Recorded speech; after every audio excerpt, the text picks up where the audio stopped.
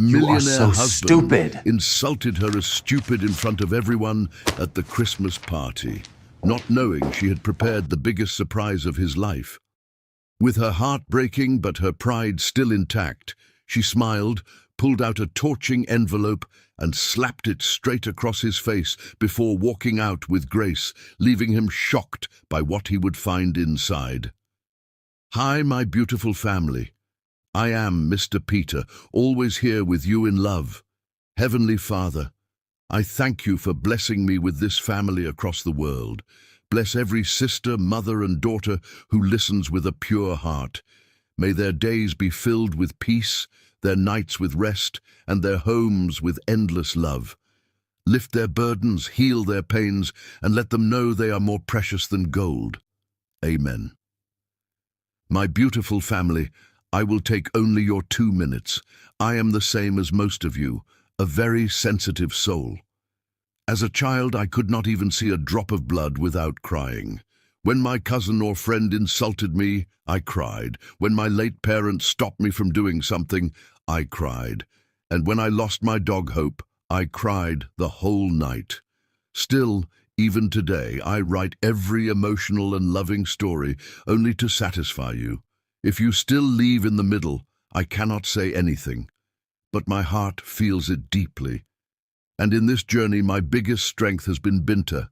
She changed me so much with her love, her wisdom, and her patience. Without her, I would not be the man standing before you today. My beloved family, this channel was built with my tears, my effort, and my prayers, but it lives because of your love. Every single like, every comment, every moment you spend here is a treasure to me. To my new members, I know trust is not easy, but this is your home now.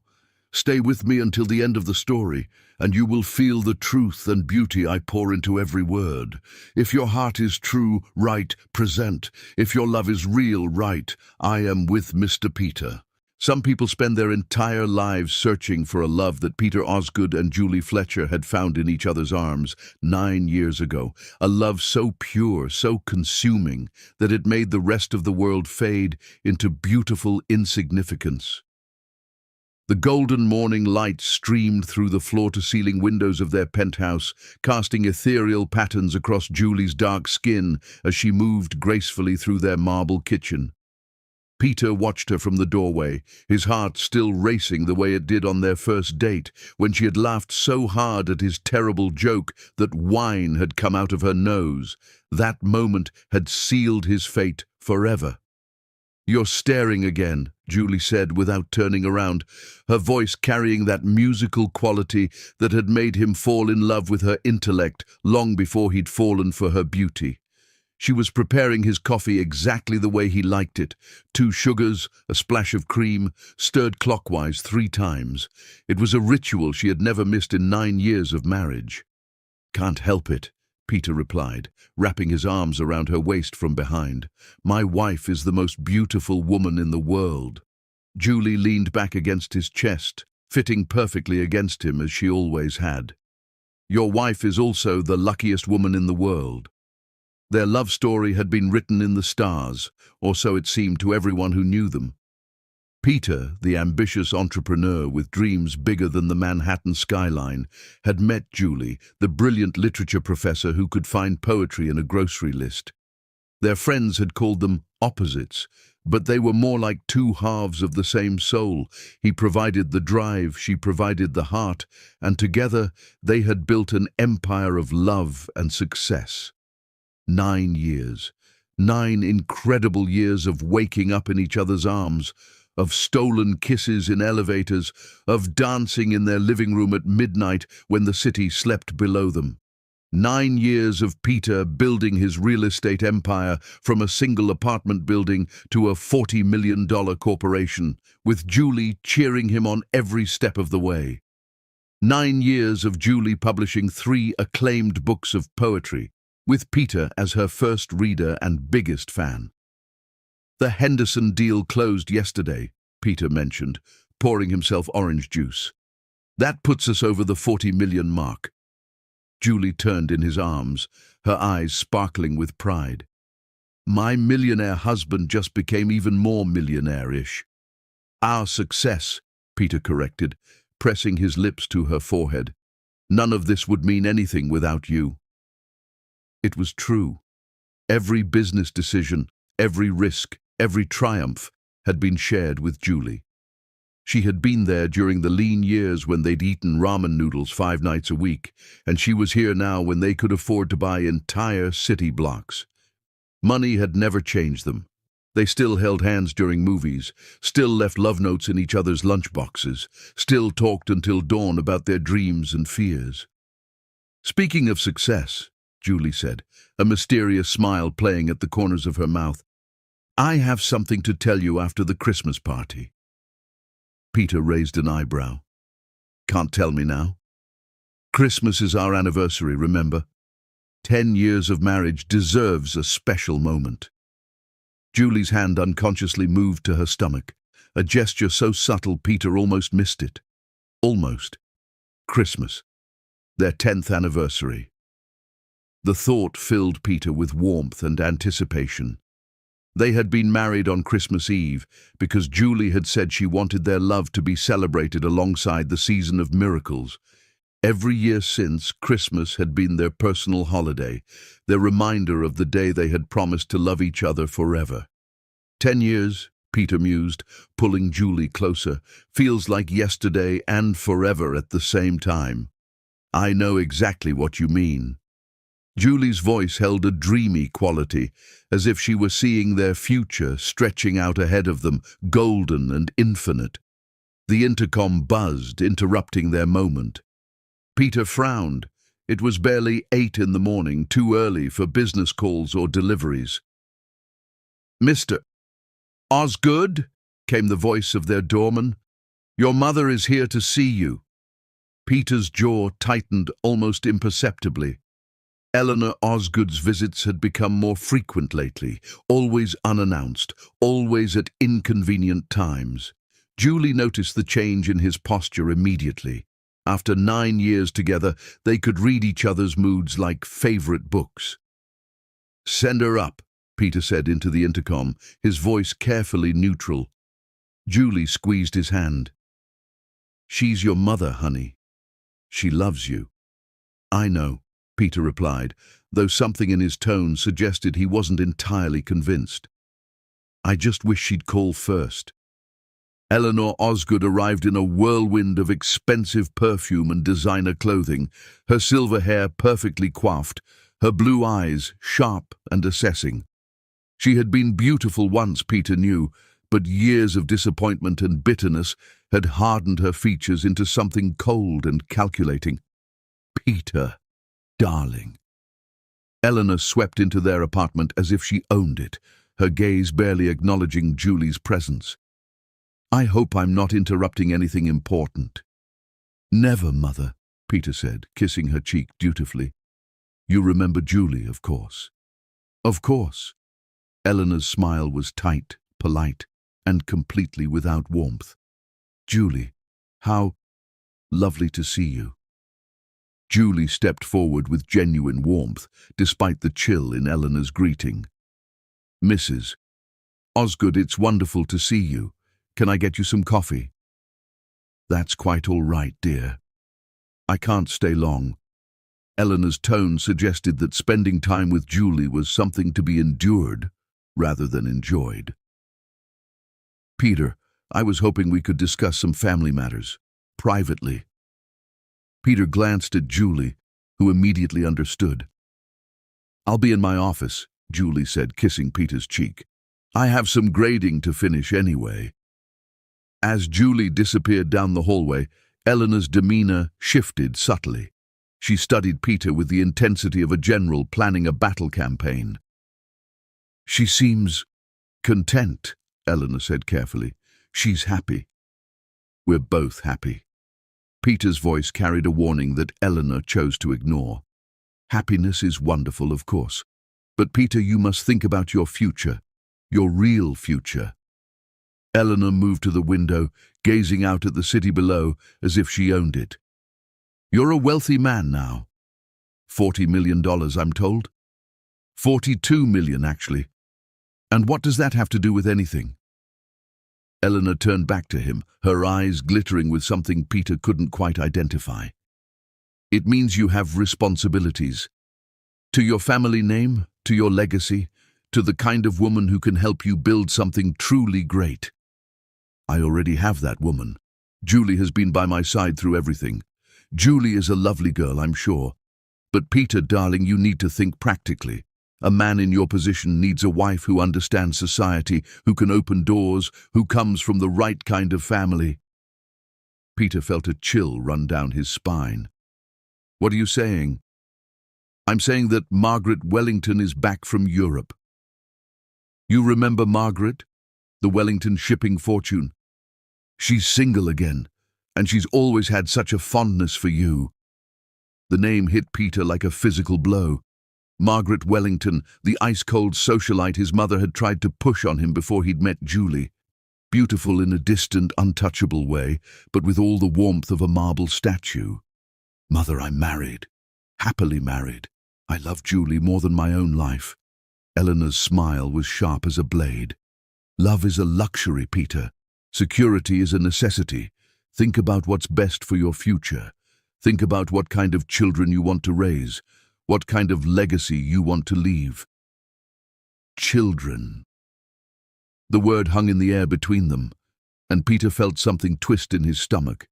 He thought of Julie's mysterious smile, her hand moving to her stomach, her promise of a Christmas surprise. I need you to leave, Peter said quietly. Eleanor raised an eyebrow. Peter, I need you to leave.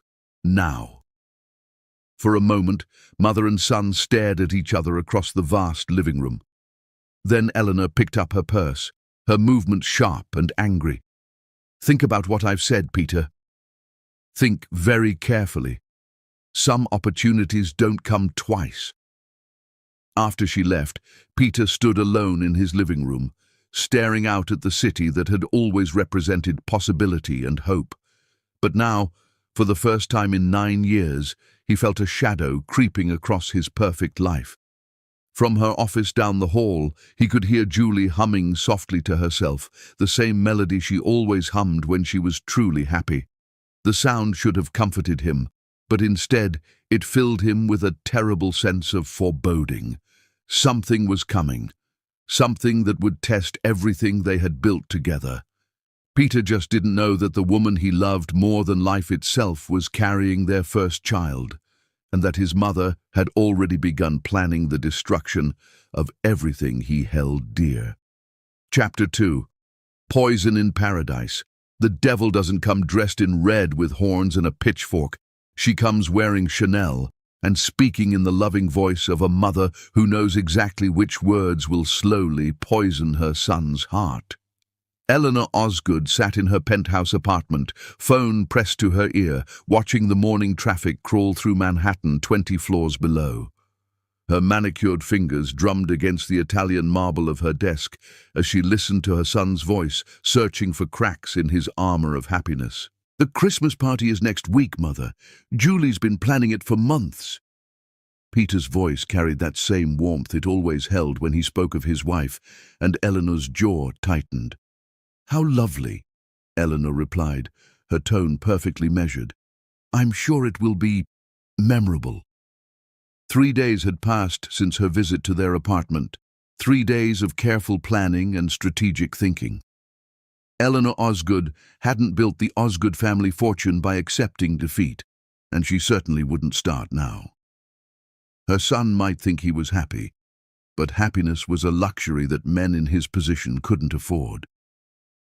Peter, darling, I've been thinking about our conversation the other day. A pause. Mother, I thought I made myself clear. Of course. But as your mother, I worry about your future. $42 million is a remarkable achievement, but it's only the beginning. Think about what you could accomplish with the right connections. Eleanor rose from her desk, moving to the window where a framed photograph sat on the sill. Margaret Wellington smiled back at her from the photo, blonde, refined, born into old money and older traditions. The perfect wife for a man who needed to think beyond his heart. I don't need connections. Julie and I have everything we want. Do you? Eleanor's voice dropped to a whisper. Or do you simply think you do because you've never seen what's truly possible? The seed of doubt. Eleanor had planted it carefully, knowing that even the strongest love could be weakened by persistent questioning. She had learned this lesson decades ago when her own husband had been torn between love and ambition. Love had won then, and look how that had ended, with him dead at 52 from a heart attack brought on by the stress of trying to balance passion with practicality. Peter, I had lunch with Margaret's mother yesterday. Did you know Margaret speaks 4 languages fluently? She graduated summa cum laude from Vassar, spent 2 years working with the UN in Geneva. She understands international business, high society, the kind of world you're moving into. I'm not moving into any world. I'm perfectly happy where I am. But Eleanor heard it, the slight hesitation, the tiny crack in his certainty. She smiled, the expression cold and calculating. Of course you are, darling. I'm simply saying that a man in your position has responsibilities beyond personal happiness. Think about your children, Peter. What kind of mother do you want for them? Someone who can prepare them for the world they'll inherit? Or someone who, well, who comes from such different circumstances? The poison was spreading. Eleanor could feel it in the silence that stretched between them, in the way Peter's breathing had changed on the other end of the line. I have to go, Mother. Julie's waiting for me. Give her my regards, Eleanor said sweetly. And Peter. Think about what I've said. Christmas is a time for new beginnings, after all. After ending the call, Eleanor immediately dialed another number. Her private investigator answered on the first ring. Mrs. Osgood, I need everything you can find on Julie Fletcher. Her background, her family, anything that might be useful. And I need it before Christmas. Of course. May I ask what kind of information you're specifically looking for? Eleanor's smile was razor-sharp. The kind that reminds my son who he really is. Meanwhile, across the city, Peter stood in his office overlooking Central Park, his mother's words echoing in his mind like a persistent drumbeat. He loved Julie. God, how he loved her. But lately, he found himself noticing things he'd never noticed before. The way she stumbled slightly over the pronunciation of certain business terms.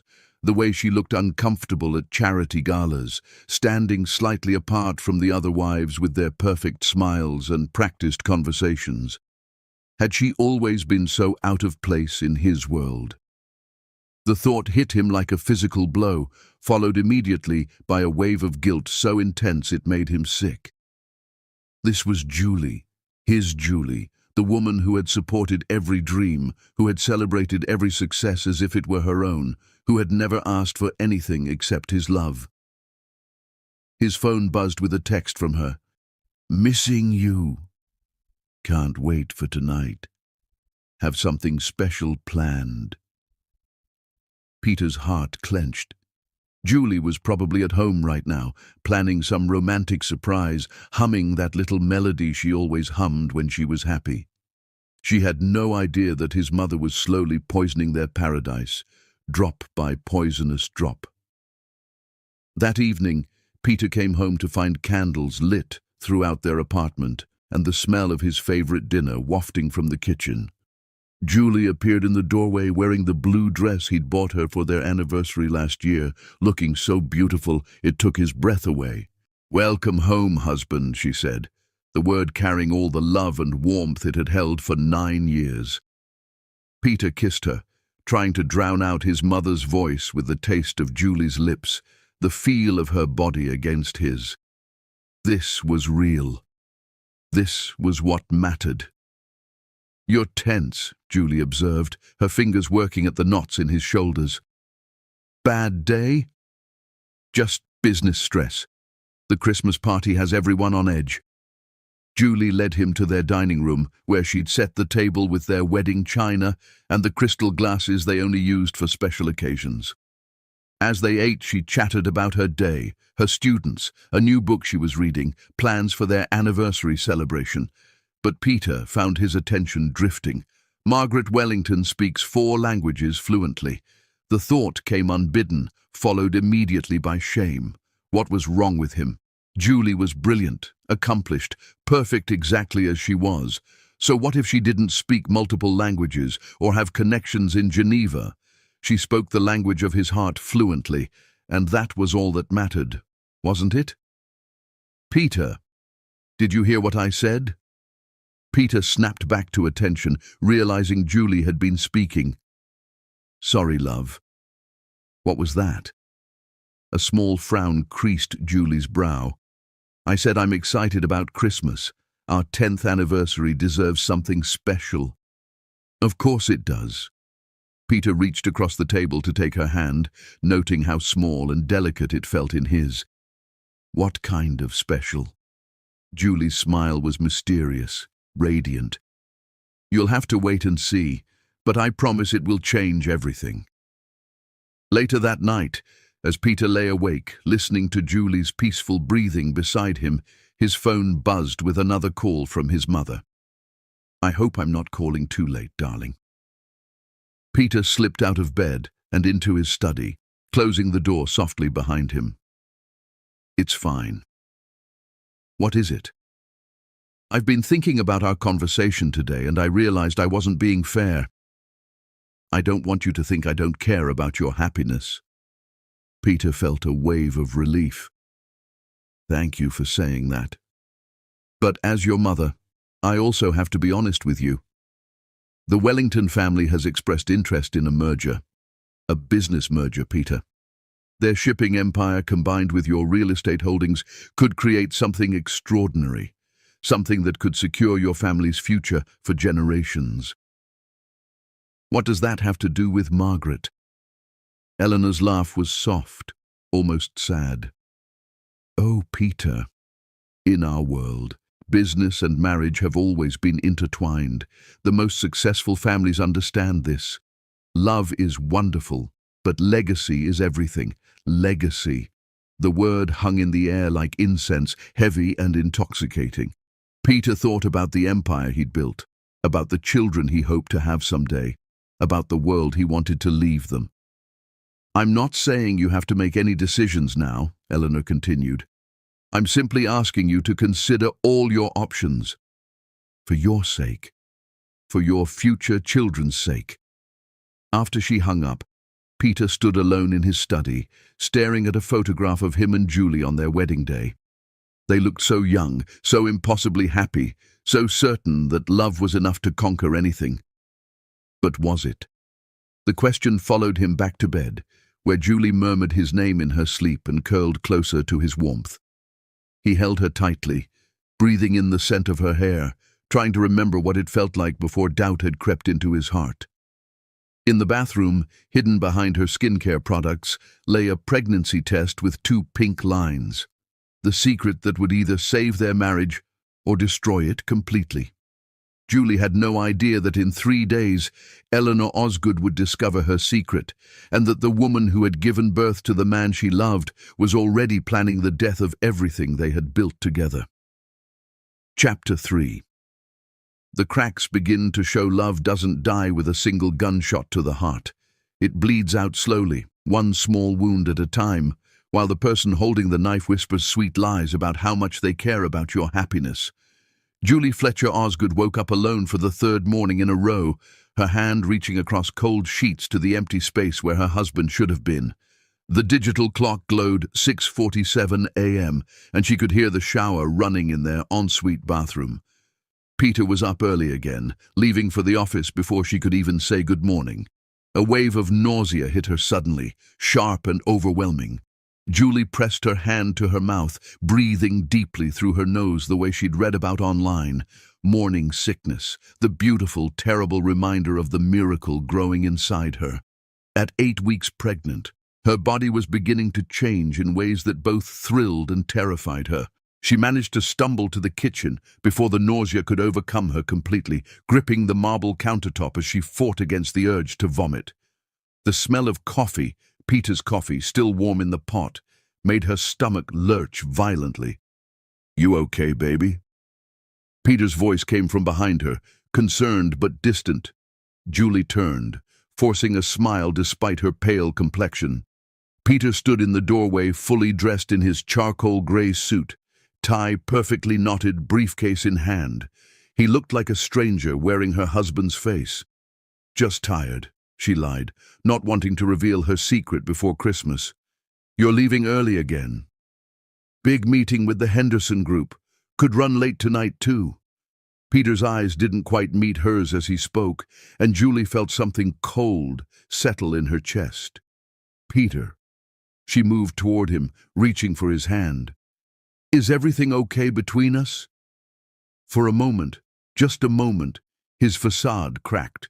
She saw the man she'd fallen in love with, vulnerable, conflicted, desperate to reach for her. But then his phone buzzed with a text, and the walls went back up. "Everything's fine, Julie. I'm just under a lot of pressure with the Christmas party coming up." He kissed her forehead, the gesture feeling more like an obligation than affection. "I really do have to go." After he left, Julie stood alone in their kitchen, staring at the untouched breakfast she'd prepared. The eggs had gone cold, the orange juice warm, and the toast sat like cardboard on the plate. This wasn't her husband. Her Peter would have noticed her pale complexion, would have asked why she wasn't eating, would have held her until she felt better. Something was poisoning her marriage, and she had no idea how to stop it. Meanwhile, Peter sat in his office, staring at a contract he'd read 5 times without comprehending a single word. His mother's voice echoed in his mind like a song he couldn't shake. "Think about your legacy. Think about your children. Think about what kind of mother you want for them." The phone rang, and his secretary's voice came through the intercom. "Mr. Osgood, your mother is on line 1. Peter closed his eyes, knowing he should refuse the call, but finding himself reaching for the phone anyway. "Good morning, Mother." "Peter, darling, I hope I'm not interrupting anything crucial." "What is it?" His tone was sharper than he'd intended. Eleanor's laugh was silk over steel. "I wanted to tell you about the most wonderful encounter I had yesterday. I ran into the Wellingtons at the Metropolitan Club." Peter's stomach tightened. "Mother, Margaret asked about you specifically. She remembered that charity gala from 2 years ago where you danced with her. She said you were quite the gentleman." Eleanor paused, letting the words sink in. "She's organizing a fundraiser for children's literacy next month. She specifically requested your involvement." "I'm married." "Of course you are, darling. But surely you can appreciate good breeding when you see it." Margaret graduated valedictorian from Vassar, spent a year at Oxford, and her family has been in international shipping for 4 generations. She understands the responsibilities that come with wealth. The poison was working. Peter found himself thinking about Julie's discomfort at their last charity event, how she'd stood awkwardly in the corner while the other wives discussed private schools and summer houses in the Hamptons, how she'd asked him later why everyone seemed to speak in code about things she didn't understand. "I have to go," Peter said abruptly. "Of course." "But Peter, I'm hosting a small dinner party Friday night. Just a few close friends of the family. It would mean so much to me if you came. Julie and I already have plans. Bring her if you must. Though I should mention, the Wellingtons will be attending." The call ended with Peter staring at his phone, feeling like a man drowning in slow motion. Every conversation with his mother pushed him further from shore, further from the woman who had been his anchor for 9 years. That evening, Julie had prepared what she hoped would be a romantic reconciliation. She'd dismissed their housekeeper early, cooked Peter's favorite meal herself, and lit candles throughout their apartment. She'd even managed to keep down a few crackers, her first successful meal of the day. When Peter finally came home at nearly 10 o'clock, Julie was waiting in a silk dress that had always driven him wild. But instead of the appreciation she'd hoped for, she saw only exhaustion in his eyes. "You didn't have to wait up," Peter said, loosening his tie. "I wanted to. We need to talk." Peter's jaw tightened almost imperceptibly. "About what?" "About us. About whatever's been bothering you these past few weeks." Julie moved closer, placing her hands on his chest. "Peter, you're scaring me. It feels like you're slipping away." For a heartbreaking moment, Peter's defenses crumbled. He pulled her against him, burying his face in her hair, breathing in the scent that had always meant home to him. "I love you," he whispered, and Julie heard the desperation in his voice. "God, Julie, I love you so much it terrifies me." "Then what's wrong? Talk to me." But instead of answering, Peter pulled away. "I'm just tired. The business is expanding faster than I anticipated. There are decisions to make, responsibilities I never expected. We'll figure it out together." "We always do." Peter looked at her then, really looked at her, and Julie saw something that made her blood run cold. Doubt. For the first time in 9 years of marriage, her husband was looking at her with doubt in his eyes. "Some things can't be figured out together, Julie. Some decisions a man has to make alone." The words hit her like a physical blow. "What does that mean?" "Nothing. I'm sorry, I'm just exhausted. Let's go to bed." But as they lay in their king-sized bed, Julie could feel the ocean of distance between them. Peter's back was turned to her, his breathing deliberately even, pretending to be asleep. She stared at the ceiling, one hand unconsciously moving to her still flat stomach where their child was growing. Christmas was 5 days away. 5 days until she could tell him about their baby, until she could give him the gift that would surely bring them back together. A child would remind Peter of what really mattered, would show him that their love was stronger than whatever was pulling them apart. She had to believe that. She had to. The next morning, while Peter was at yet another early meeting, Eleanor Osgood let herself into their apartment, using the spare key Peter had given her months ago. She moved through their home like a predator, searching for something, anything, that could be used to drive a wedge between her son and his unsuitable wife. In the master bathroom, behind Julie's expensive skincare products, Eleanor's manicured fingers found exactly what she'd been hoping for. A pregnancy test with 2 unmistakable pink lines. Eleanor stared at the plastic stick, her lips curving into a smile that would have frozen hell itself. "Perfect," she whispered to the empty apartment. Now she had all the ammunition she needed to destroy them completely. Chapter 4. The Christmas Catastrophe. There are moments that split your life into before and after. Moments so devastating they rewrite your entire story, turning love into loss, hope into heartbreak, and forever into never again. Christmas Eve morning dawned crisp and bright, with snow falling softly outside the floor-to-ceiling windows of their penthouse.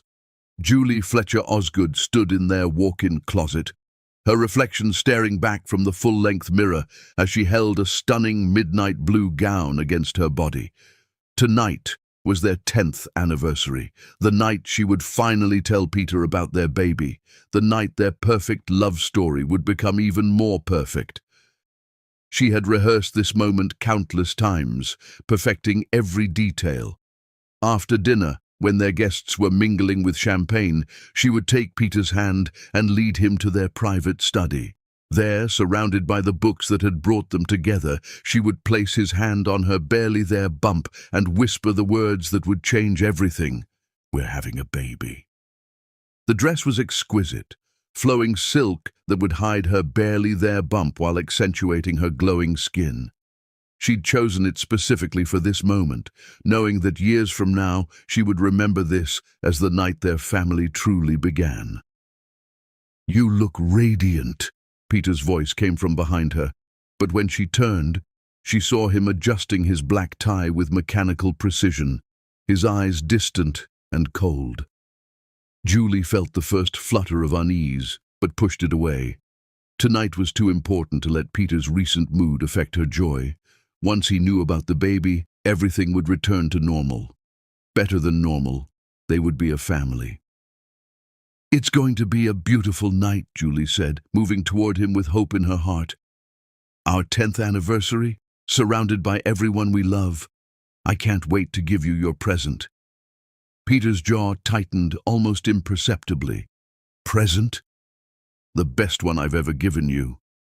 Julie's smile was luminous with joy and anticipation, her hand unconsciously moving to rest on her stomach. "But you'll have to wait until tonight. I have something very special planned." For just a moment, Peter's facade cracked, and she saw the man she'd married, vulnerable, loving, desperate to hold on to her. But then his phone rang, shattering the moment. Eleanor's name flashed on the screen like a harbinger of doom. "I should take this," Peter said, stepping away from her.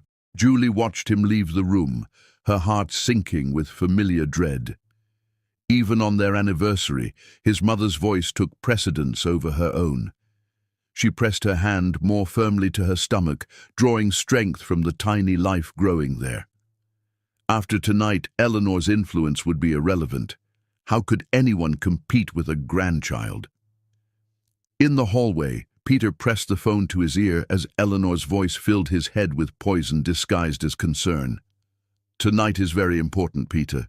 All the right people will be there, watching how you conduct yourself, evaluating your choices. Margaret flew in this morning specifically for your party. It's my anniversary party, Mother. Not a business negotiation." Eleanor's laugh was soft and deadly. "Oh, darling, everything is a business negotiation when you're worth $42 million. Margaret will be stunning tonight. She's wearing that white Valentino gown. The photographers will certainly notice the contrast." The word contrast hung in the air like a threat. Peter felt the familiar knot of anxiety in his stomach. "You invited Margaret to my anniversary party." "I invited the Wellingtons." "Margaret happens to be their daughter." "Really, Peter, you're being dramatic. It's just dinner. Though I should mention, several board members have expressed interest in the shipping merger. Tonight could be very profitable." Peter closed his eyes, feeling trapped. When had love become so complicated? "I found something interesting in your apartment the other day," Eleanor continued, her tone casual but loaded with threat. Peter's blood turned to ice. "What are you talking about?" "Oh, nothing important. Just evidence that your wife has been keeping secrets from you. Big secrets. Life-changing secrets. The kind that trap men into situations they never wanted." The word trap echoed in Peter's mind like a curse. The line went dead, leaving him staring at his phone with dread crawling up his throat like bile. What had his mother found? What secrets could Julie possibly be keeping, and why did the word trap make him feel like he was drowning? By 7 o'clock, their penthouse had been transformed into a winter wonderland that rivaled the finest hotels. Crystal chandeliers cast warm light over tables laden with gourmet food imported from France. A string quartet played softly in the corner while couples danced on the marble floor, and nearly 200 guests mingled with champagne glasses filled with Dom Perignon. The cream of Manhattan society had turned out for their anniversary celebration. Business partners worth hundreds of millions, university colleagues from Julie's literature department, old friends who remembered when Peter and Julie were just two kids in love, and family members who had watched their fairy tale unfold over 9 incredible years. White roses and winter lilies decorated every surface, their fragrance mixing with expensive perfumes, and the crisp December air flowing in from the terrace. Ice sculptures depicting swans and hearts created romantic focal points throughout the space. The party was a masterpiece of elegance, a celebration worthy of 10 years of perfect love, and it had cost more than most people's yearly salaries.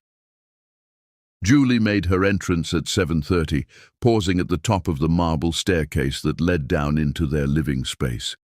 The entire room seemed to pause in appreciation. She was breathtaking in her midnight blue gown, her dark skin glowing with health and happiness, her smile radiant with the secret she carried. Diamond earrings Peter had given her for their 5th anniversary caught the light as she moved, and her hand rested unconsciously on her stomach where their child grew. She looked like a queen, like a woman who had everything in the world to celebrate, like the perfect wife for a man who had built an empire. As she descended the staircase, guests turned to watch her progress with genuine admiration. Women whispered appreciatively about her dress, men smiled with warmth, and for a moment Julie felt like the heroine of her own fairy tale. This was her moment, her night, her chance to share the greatest joy of her life. Eleanor Osgood watched from across the room, her lips pursed in disapproval that she didn't bother to hide. Beside her stood Margaret Wellington, blonde, elegant, wearing a white dress that cost more than most people's cars and seemed designed to make every other woman look overdressed. The contrast was deliberate and devastating, calculated to highlight everything Julie wasn't. Old money, established family, the kind of pedigree that opened doors Julie's accomplishments never could. "She really is quite beautiful," Margaret murmured to Eleanor, her tone suggesting this was somehow a disadvantage rather than a blessing. "Beauty fades," Eleanor replied coldly, her eyes never leaving Julie's glowing face. "Breeding is forever. Notice how she touches her stomach. Such an unfortunate habit, almost as if she's trying to draw attention there." The comment was calculated poison, designed to plant seeds of doubt in anyone within earshot. Several society wives exchanged meaningful glances, their trained eyes now focused on Julie's midsection with speculation. Peter saw Julie from across the room and felt his heart stop.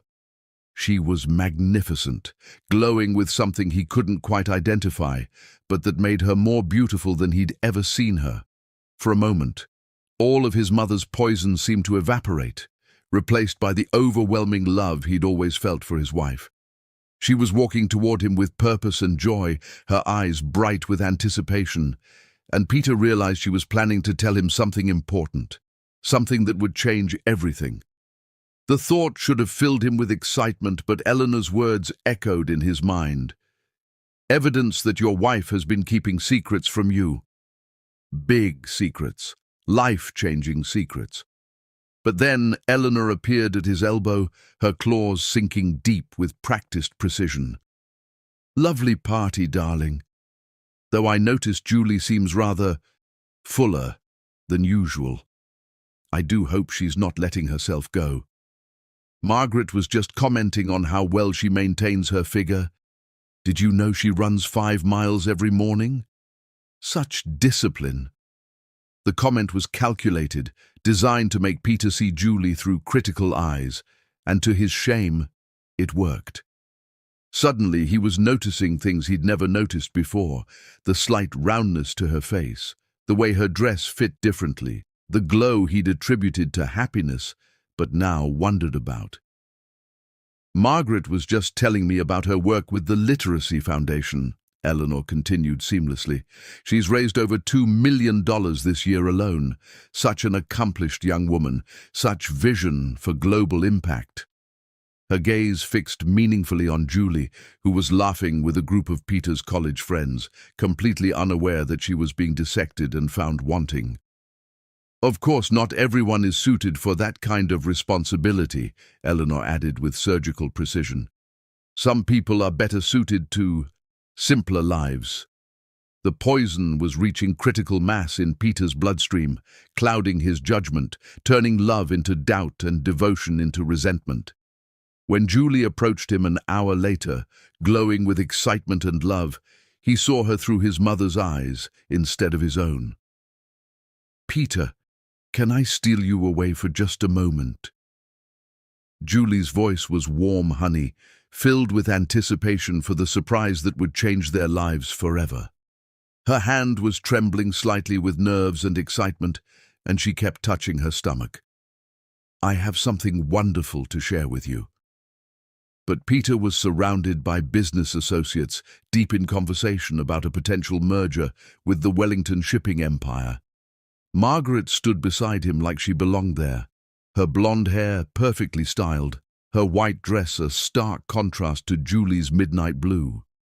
She was contributing insights about international markets that impressed everyone present, speaking with the confidence of someone born into wealth and power. The shipping routes through the Pacific have become incredibly profitable since the new trade agreements, Margaret was saying, her voice cultured and precise. "My family's company has seen a 40% increase in revenue just this quarter. Of course, understanding international law requires years of study." The men around them nodded appreciatively, and Peter found himself drawn into the conversation despite himself. This was the kind of woman his mother had been talking about. Sophisticated, knowledgeable, able to contribute to his world instead of just existing in it. "Not now, Julie," Peter said without even looking at her, his voice sharper than he'd intended. "We're discussing business. Important business." Julie's smile faltered slightly, confusion replacing anticipation. "It'll just take a minute. It's important, really important." She emphasized the last words with desperate hope, trying to convey that this was the moment she'd been planning for weeks, the surprise that would make everything perfect again. "More important than a $50 million deal?" The words came out sharper than Peter intended, influenced by the champagne and his mother's constant manipulation. He gestured toward Margaret, who was still discussing shipping contracts with impressive expertise. "Maybe you could learn something if you stayed and listened instead of interrupting." The conversation around them died. Heads turned.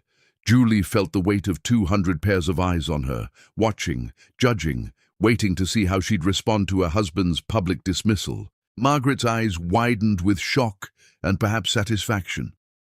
Eleanor smiled from across the room like a predator who had finally cornered her prey. "Peter," Julie whispered, her voice barely audible but carrying perfectly in the sudden silence. "Please, this is important. More important than any business deal." But Peter was looking at Margaret, who was discussing shipping routes with the kind of expertise Julie could never match. His mother's words echoed in his mind like a mantra. "Think about your legacy. Think about your children. Think about what kind of mother you want for them." "Can't you see I'm busy?" Peter's voice rose, fueled by champagne and weeks of accumulated poison. The alcohol had loosened his tongue, and Eleanor's manipulations had twisted his heart until he couldn't see straight. "God, Julie, sometimes I wonder if you understand anything about the world we live in. Maybe if you spent less time with your poetry books and more time learning about real business, international markets, the things that actually matter in our social circle, you'd know when to interrupt and when to—" He stopped himself, but it was too late. The room had gone deadly silent, 200 guests watching in horror as one of Manhattan's most beloved couples imploded in real time. Margaret Wellington's eyes widened with shock and perhaps a touch of satisfaction. Eleanor smiled from across the room, like a predator who had finally cornered her prey. Even the string quartet seemed to play more softly. The word hung in the air like a blade about to fall. "When to what, Peter?" Julie's voice was steady, but her hands were trembling, and she could feel their unborn child as if it too were recoiling from its father's cruelty. The entire room had gone silent. Every conversation died. Every laugh ceased. Even the waitstaff had stopped moving, frozen by the electric tension. "When to keep your mouth shut and not embarrass yourself by acting so stupid." The word hit Julie like a physical blow. Stupid. Her husband, the man who had promised to love and honor her, the man whose child she was carrying, had just called her stupid in front of everyone who mattered to them. For a moment, the room spun around her. She felt the blood drain from her face, felt her knees threaten to buckle, felt the baby inside her as if it too were recoiling from the cruelty of its father's words. the faces around her blurred with shock and pity and horrified fascination. But Julie Fletcher Osgood was not a woman who broke easily. 9 years of love had given her strength, and the child she carried gave her purpose. With hands that trembled only slightly, she reached into her purse and pulled out the envelope she'd carried all evening, the envelope containing the ultrasound photo and pregnancy confirmation that was supposed to be their greatest Christmas gift. The entire room watched as she walked slowly toward her husband, her dignity intact despite the tears burning in her eyes.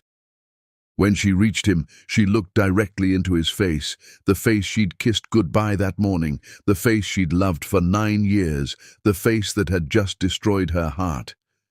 "This was going to be our greatest Christmas gift," she said quietly, her voice carrying despite its softness. And then, with all the strength she had left, Julie threw the envelope directly at Peter's face. The ultrasound photo fluttered to the floor like a broken promise, landing face up so that everyone nearby could see the tiny figure curled safely in what should have been love's sanctuary.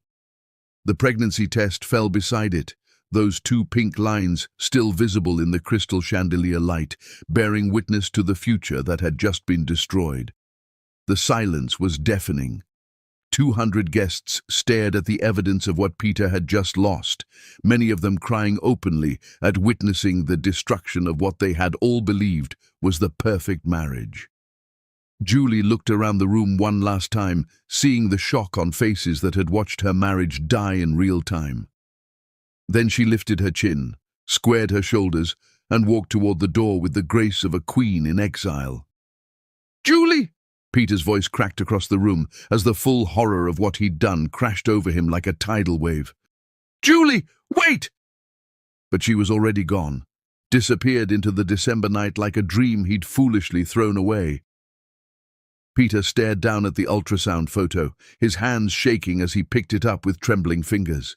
There, in black and white, was the proof of everything he'd just destroyed.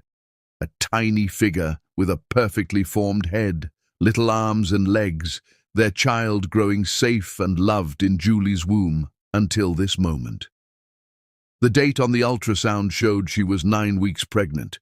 She had been carrying his baby for over 2 months, glowing with joy and anticipation while he had been poisoning their marriage with doubt and cruelty. The pregnancy test lay beside the photo, those 2 pink lines now feeling like an accusation, evidence of the future he had just thrown away with his vicious words. Their guests stared in stunned silence, many of them crying openly at witnessing the destruction of what they had all believed was the perfect marriage. He had called the mother of his unborn baby stupid in front of 200 people on the night she'd planned to share their greatest joy, on their 10th anniversary, on Christmas Eve. And now she was gone, disappeared into the cold December night, carrying his child and his heart with her. Chapter 5. The Devastating Discovery. Hell isn't a place of fire and brimstone. It's the moment you realize you've destroyed the only thing that ever mattered, and there's no way to take back the words that shattered everything. The guests were gone. The caterers had cleared away the remnants of what should have been a celebration. The penthouse stood empty and cold, filled only with the echo of Peter Osgood's footsteps as he paced like a caged animal, the ultrasound photo clutched in his trembling hands. 9 weeks. Julie had been carrying their child for 9 weeks, and instead of sharing her joy, he had called her stupid in front of everyone they knew. "Julie!" Peter's voice cracked as he called her name into the silence. "Julie, please!" But he knew she was gone. He could feel her absence like a physical wound, a hollowness that made it hard to breathe. The apartment that had been their sanctuary for 9 years now felt like a tomb. Peter ran to their bedroom, throwing open the walk-in closet doors. Half of Julie's clothes were gone. Her suitcases, her jewelry box, the poetry books she kept on her nightstand. She hadn't just left.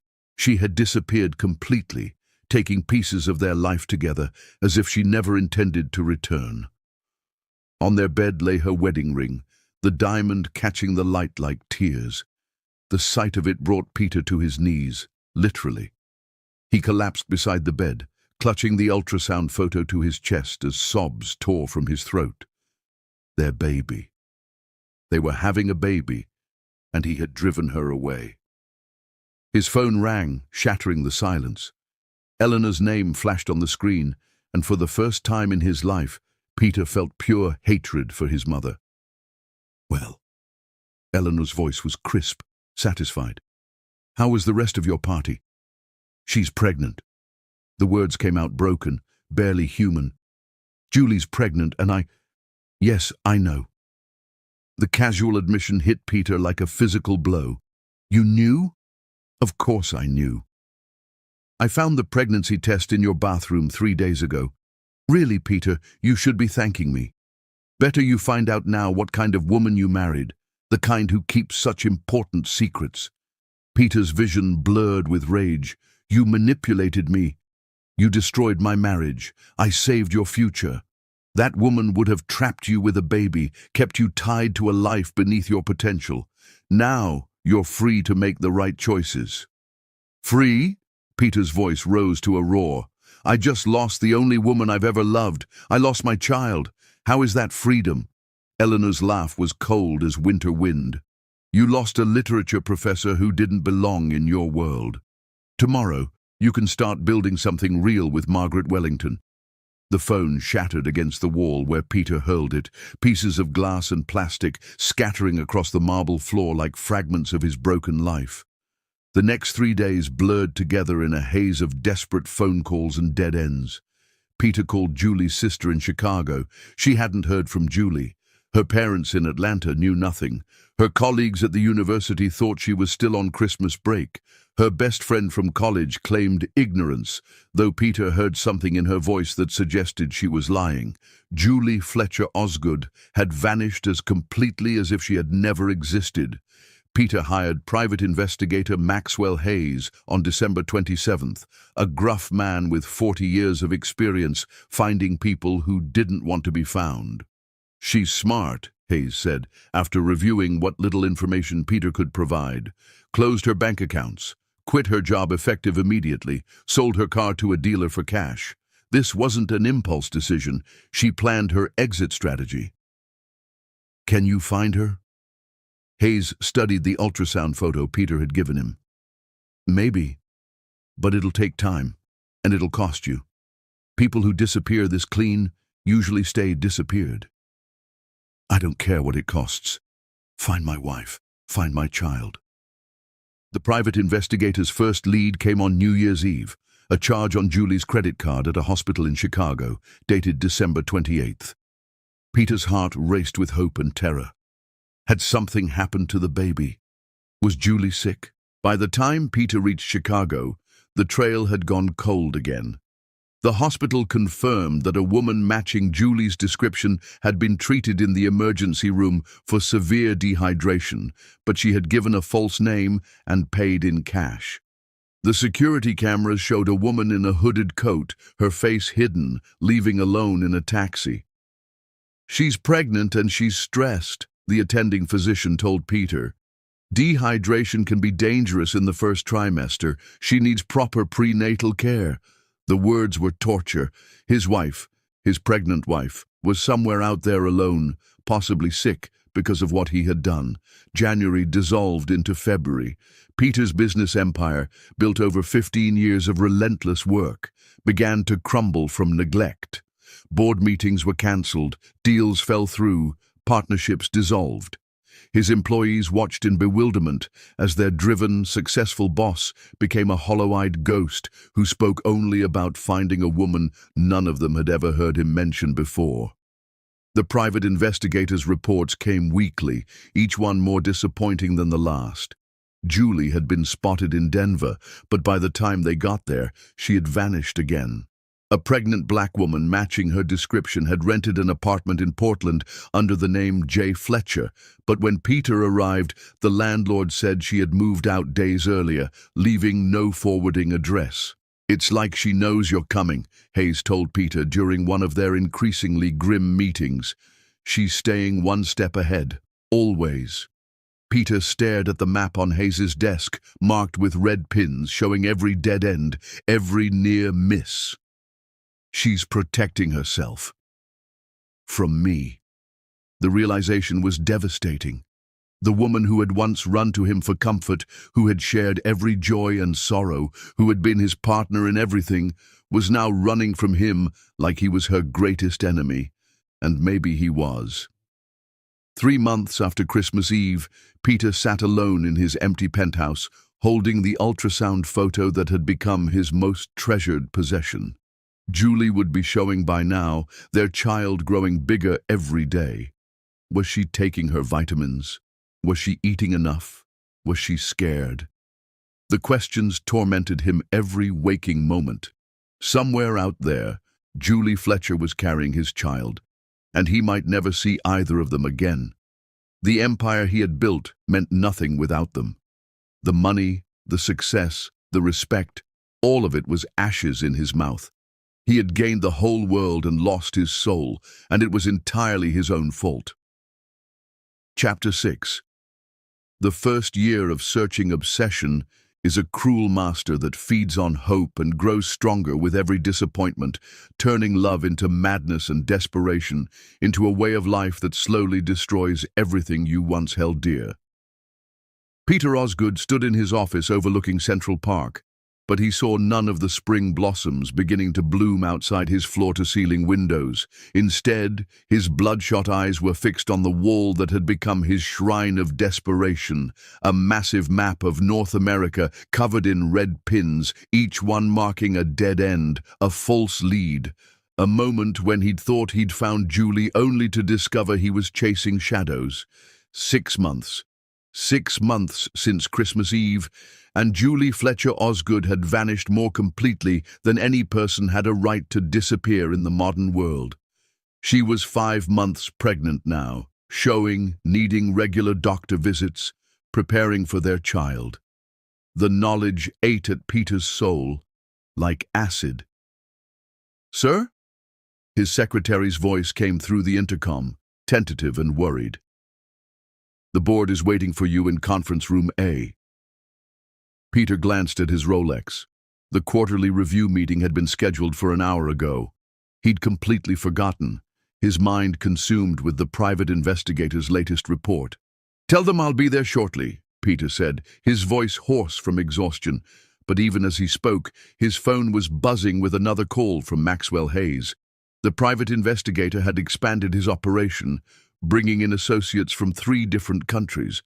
Peter was paying them nearly $50,000 a month, and it was worth every penny if it brought Julie home.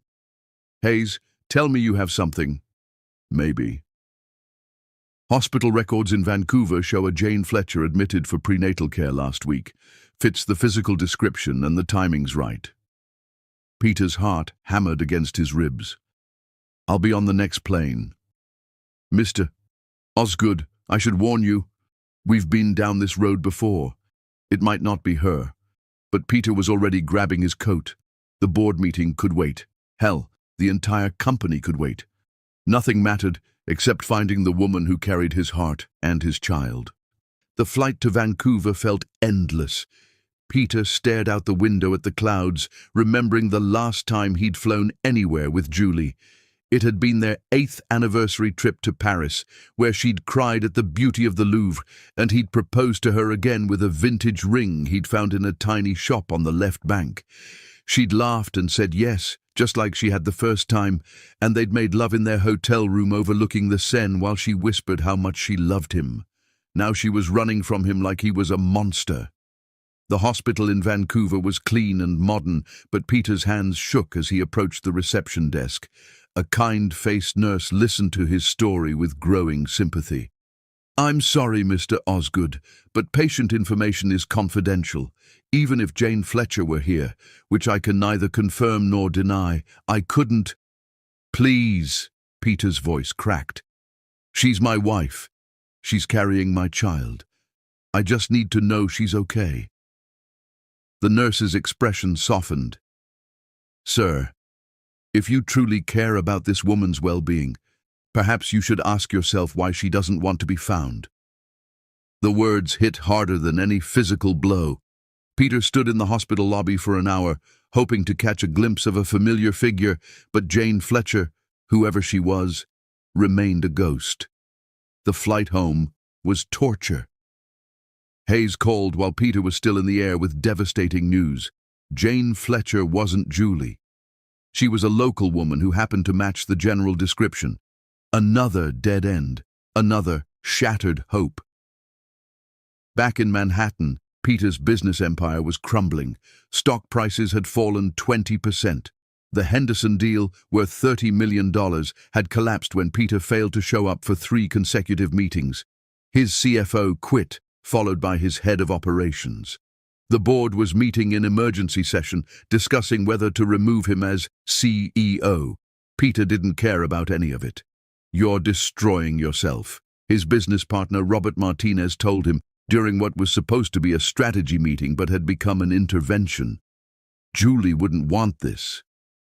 "You don't get to tell me what Julie would want," Peter snarled, his usual composure completely gone. "You don't know what she would want because she's not here. And she's not here because I destroyed the only good thing I ever had." Robert studied his old friend with concern. Peter had lost 20 pounds, rarely slept, and seemed to exist on nothing but coffee and determination. "Peter, you can't keep living like this." "I'm not living. I'm searching. There's a difference." The next lead came from Denver. A woman matching Julie's description had rented a small apartment under the name Julie F. Smith. She was visibly pregnant, kept to herself, and paid rent in cash. Peter's heart raced as he boarded another plane, Hayes's warning ringing in his ears. She moved out 3 days ago.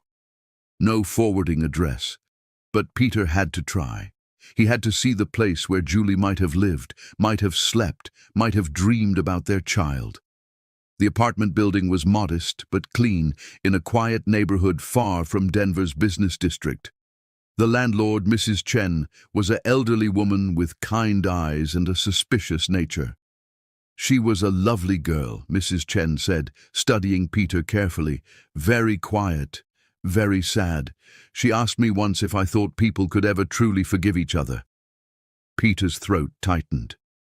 "What did you tell her?" "I said forgiveness is possible, but some wounds take time to heal. She cried when I said that." Mrs. Chen paused.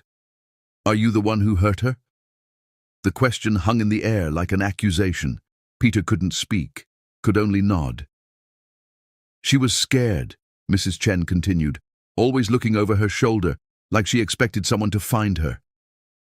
"When she left, she asked me to promise not to tell anyone about her, especially not her husband. I just want to talk to her, to apologize." "Some apologies come too late, young man. That girl was broken inside. Whatever you did to her, it cut deep."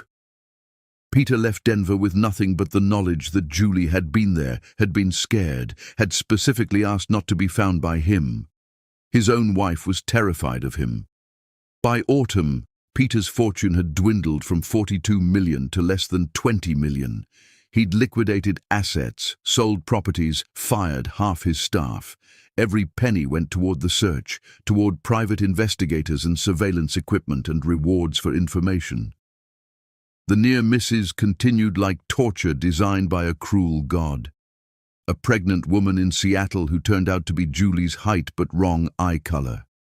A literature professor in Toronto who had quit her job suddenly but was married to someone else.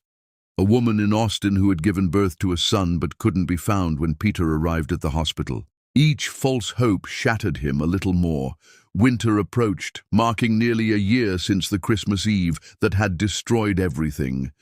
Peter sat in his office, now half empty since he'd had to downsize, holding the ultrasound photo that had become his most precious possession. Somewhere, Julie had given birth to their child, a son or daughter with Peter's eyes and Julie's smile, who would grow up never knowing their father's name. The empire Peter had spent 15 years building was crumbling to dust, but he couldn't stop searching. He would spend every last dollar, sacrifice every achievement, destroy every dream if it meant finding the family he had thrown away with his cruel words. Because without Julie and their child, success meant nothing. Without them, Peter Osgood was nothing. Chapter 7. The second year, deeper desperation. Madness doesn't announce itself with dramatic flourishes. It creeps in quietly through sleepless nights and unanswered prayers, turning a desperate search for love into a haunted existence that no longer resembles anything human. Peter Osgood stood in the ruins of what had once been his corner office, surrounded by cardboard boxes and the ghosts of his former empire. The Manhattan skyline still glittered outside his windows, but the view belonged to someone else now. He'd been forced to sell the building 6 months ago, along with most of his remaining properties. His net worth had plummeted to less than $8 million, still wealthy by most standards, but a catastrophic fall from the $42 million he'd possessed before he destroyed his marriage. None of it mattered. Money was just paper when your heart was walking around somewhere in the world, carried in the body of a woman who would rather disappear than see your face again. Mr. Osgood. Maxwell Hayes stood in the doorway, his weathered face showing the strain of 20 months of fruitless searching. The private investigator looked older, grayer, worn down by the impossible task of finding a woman who had become a ghost. "I have something." Peter's head snapped up from the security footage he'd been studying for the 100th time, grainy mall surveillance from Phoenix showing a woman with a baby who could be Julie. His hands shook as he paused the video. "Tell me." Hayes sat down heavily, pulling out a thick folder. "Birth certificate. Alan Fletcher, born at Portland General Hospital 14 months ago. Mother listed as Julia Fletcher, father unknown." The world tilted on its axis. Peter gripped the edge of his desk as the words sank in like bullets. Alan. Their son's name was Alan, and he was 14 months old. Walking, probably saying his first words, growing up without ever knowing his father's name. "She had the baby," Peter whispered, the words scraping his throat raw. "Our son. His name is Alan. Sir, I need to prepare you for what we found. Julie left Portland 8 months ago. No forwarding address, no trace of where she went. But there's more." Hayes pulled out a photograph, hospital security footage showing a woman in a wheelchair being pushed toward the exit. Even from behind, even with her hair different, Peter knew that silhouette like his own heartbeat. "She was alone," Hayes continued quietly. "Gave birth alone, recovered alone, left alone with the baby. No visitors listed in the hospital records. The image of Julie laboring in pain, bringing their child into the world without him there to hold her hand or whisper encouragement, shattered what remained of Peter's already broken heart.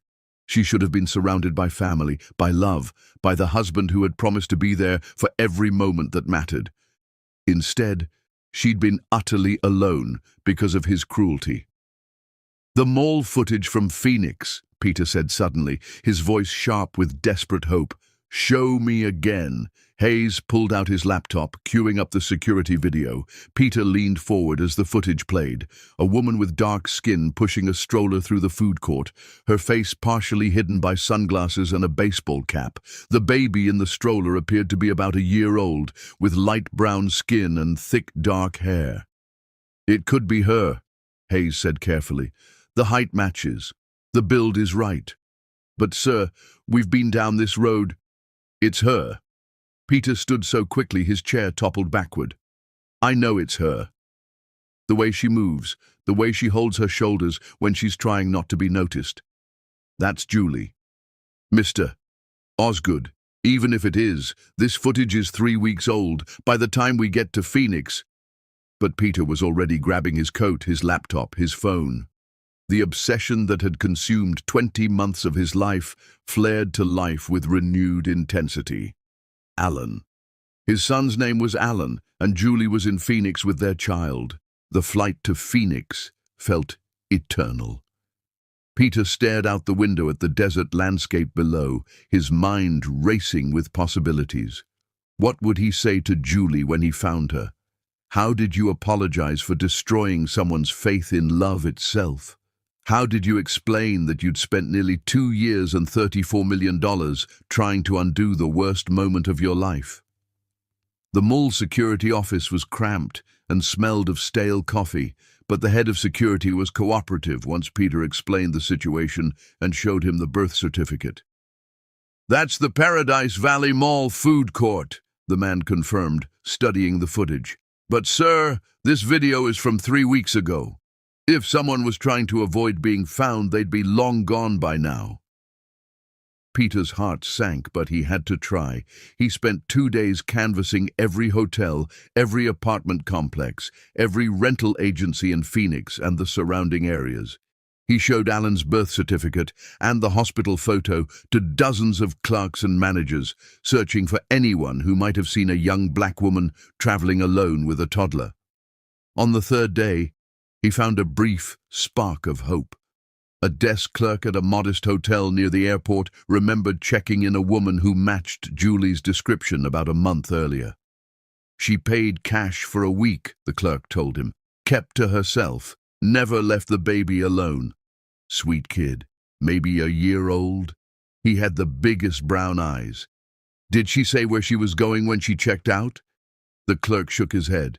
Sorry, man. She just left one morning. Seemed like she was in a hurry. Another dead end. Another crushing disappointment. Peter returned to New York feeling more hollow than ever. His investigators continued their work, but the leads were getting colder, the trail more impossible to follow. Julie wasn't just hiding, she was actively staying ahead of them, moving frequently, always one step beyond their reach. She knows we're looking, Hayes told Peter during their monthly meeting in what remained of Peter's business office. She's smart, she's careful, and she has resources we didn't know about. Someone's helping her. The thought that Julie had allies in her escape, people who knew about Alan and were actively helping her avoid Peter, felt like betrayal layered on top of loss. But he couldn't blame them. If he'd heard the story from the outside, successful businessman publicly humiliates pregnant wife, drives her to disappear, he'd help her hide too. His reflection in the bathroom mirror was unrecognizable. Peter had lost 40 pounds over 20 months of obsessive searching. His hair had gone grey at the temples, his eyes were sunken with exhaustion, and his expensive suits hung loose on his diminished frame. He looked like what he was, a man being consumed by his own guilt and desperation. The phone rang at 2 in the morning, jolting Peter from a restless sleep on his office couch. Hayes's voice was urgent but cautious.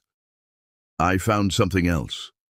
Property records show a Julie Fletcher rented a house in Boise, Idaho 9 months ago. Lease was paid for 6 months in advance, but she left after 3 months. I'll be on the first flight. Sir, she's not there anymore, but the landlord kept some things she left behind. Photo albums, baby clothes, maybe nothing. Peter knew that by now, but he couldn't stop himself from hoping. He flew to Boise, carrying the weight of 20 months of disappointment, but also carrying the desperate dream that maybe this time would be different. The rental house was small but clean, in a quiet neighborhood perfect for raising a child. The landlord, an elderly man named Frank, met Peter at the door with a box of items Julie had abandoned. Nicest tenant I ever had, Frank said, shaking his head sadly. But she was running from something or someone. Jumped every time the phone rang, never stayed outside long with the baby. Inside the box were treasures that broke Peter's heart. Photo albums filled with pictures of Alan's first months, his first smile, his first time sitting up.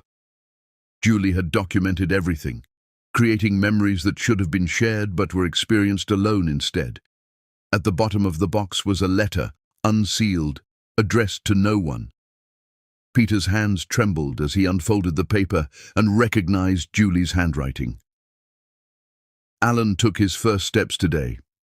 He walked 4 whole steps from the couch to my arms, and I cried because his father should have been here to see it. I keep thinking about what our life was supposed to be, birthday parties and bedtime stories and teaching him to ride a bike. Instead, I'm teaching him to be invisible, to move quietly, to not trust the world around him. What kind of mother does that make me? The letter ended there, unfinished, and Peter understood that Julie's pain was as deep and consuming as his own.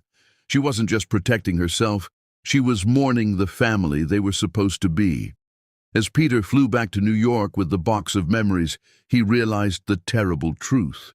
Julie wasn't just running from him. She was running from the life they'd lost, the dreams that had died on Christmas Eve, the future that could never be recovered. And somewhere in the vast expanse of America, his son Alan was growing up believing his father had never wanted him at all. Chapter 8. Julie's hidden life strength is not the absence of fear. It's loving someone so completely that you choose to protect them from the very person who gave them life, even when that choice slowly kills the heart that still beats only for him. Julie Fletcher sat on the worn carpet of their latest temporary home, a small apartment above a bakery in Salem, Oregon, watching her 22-month-old son stack colorful blocks with the focused determination he'd inherited from his father. Alan had Peter's eyes, warm brown with flecks of gold, and his stubborn chin, but thankfully he had her gentler temperament and her love for quiet moments. Every morning began the same way. Julie would wake before dawn, her hand instinctively reaching across the empty bed for a man who hadn't been there in over 2 years. The absence hit her fresh each day, a physical ache that had never dulled despite the passing months. She would lie there in the grey light, listening to Alan's soft breathing, and allow herself exactly 5 minutes to remember what it felt like to wake up loved. "Mama, look." Alan held up his tower of blocks proudly, his vocabulary expanding daily in the way of toddlers who were just discovering the power of words. "That's beautiful, baby," Julie said, her voice catching slightly on the endearment. At 22 months old, Alan was becoming his own little person, curious, affectionate, and blissfully unaware that their nomadic lifestyle was anything but normal. She had developed rituals to preserve the moments Peter was missing. Every evening after Alan fell asleep, Julie would write detailed entries in a journal she kept hidden beneath her mattress. Today's entry would record how Alan had stacked 6 blocks without them falling, how he'd said, "More please" at lunch, how he'd patted her face when she cried during a particularly sad movie. Someday, though she couldn't imagine when, she hoped Peter might read these words and know his son had been cherished. Julie's laptop chimed softly with another freelance editing assignment. Over the past 2 years, she'd built a modest but steady income, working for publishing houses under the name J.A. Fletcher, editing manuscripts and articles from whatever city they happened to be hiding in. It wasn't the academic career she'd once loved, but it paid the bills and allowed her to work from anywhere while staying invisible. The work was solitary and often tedious, a far cry from the stimulating discussions she'd once had with colleagues and students.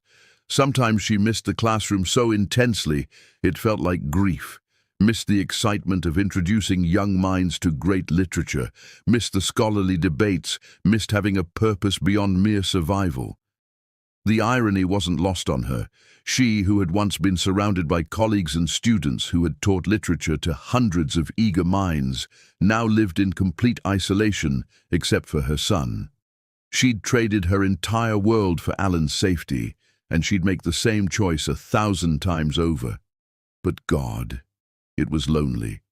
Alan toddled over to her, his small hands patting her knee in the universal toddler request for attention. "Mama sad?" The question pierced her heart with its innocent perceptiveness. Alan had learned to read her moods with uncanny accuracy, responding to her tears with gentle pats and spontaneous hugs that broke her heart with their sweetness. Julie forced a smile, pulling him into her lap. "Mama's fine, sweetheart. Just tired." It was her standard answer, the lie she told herself as much as him. She wasn't tired, she was heartsick. Nearly 2.5 years had passed since Christmas Eve, and not a day went by that she didn't think about Peter. Was he still looking for them? Did he ever hold their ultrasound photo and wonder about the son he'd never met? Did he regret the words that had shattered their marriage into 1,000,000 irreparable pieces? The questions tortured her during Alan's naps, and in the dark hours after midnight when she lay awake planning their next move, because they always had to be ready to move. The private investigators were good.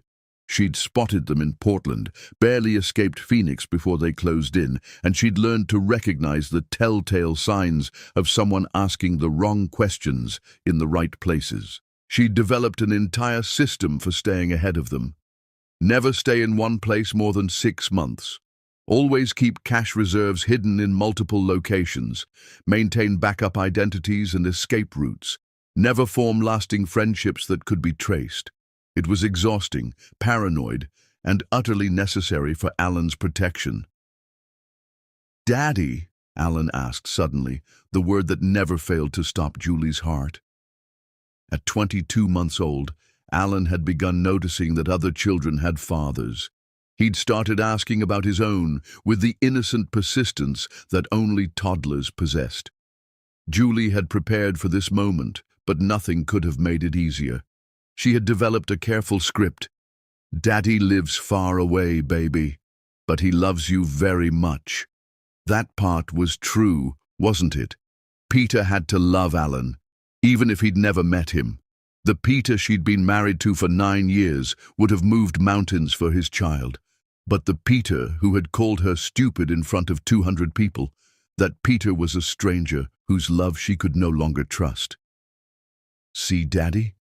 Alan pressed, his dark eyes hopeful. Julie's throat closed with unshed tears. "Someday, sweetheart." Maybe someday, but she knew someday would never come. How could she explain to her innocent son that his father had destroyed her faith so completely that even now, even after all this time, she couldn't risk letting him near Alan? What if Peter's newfound cruelty extended to their child? What if the wealth and success that had changed him once changed him again? What if Alan grew up learning to see his mother through his father's eyes, as someone stupid, someone beneath their social standing, someone to be ashamed of?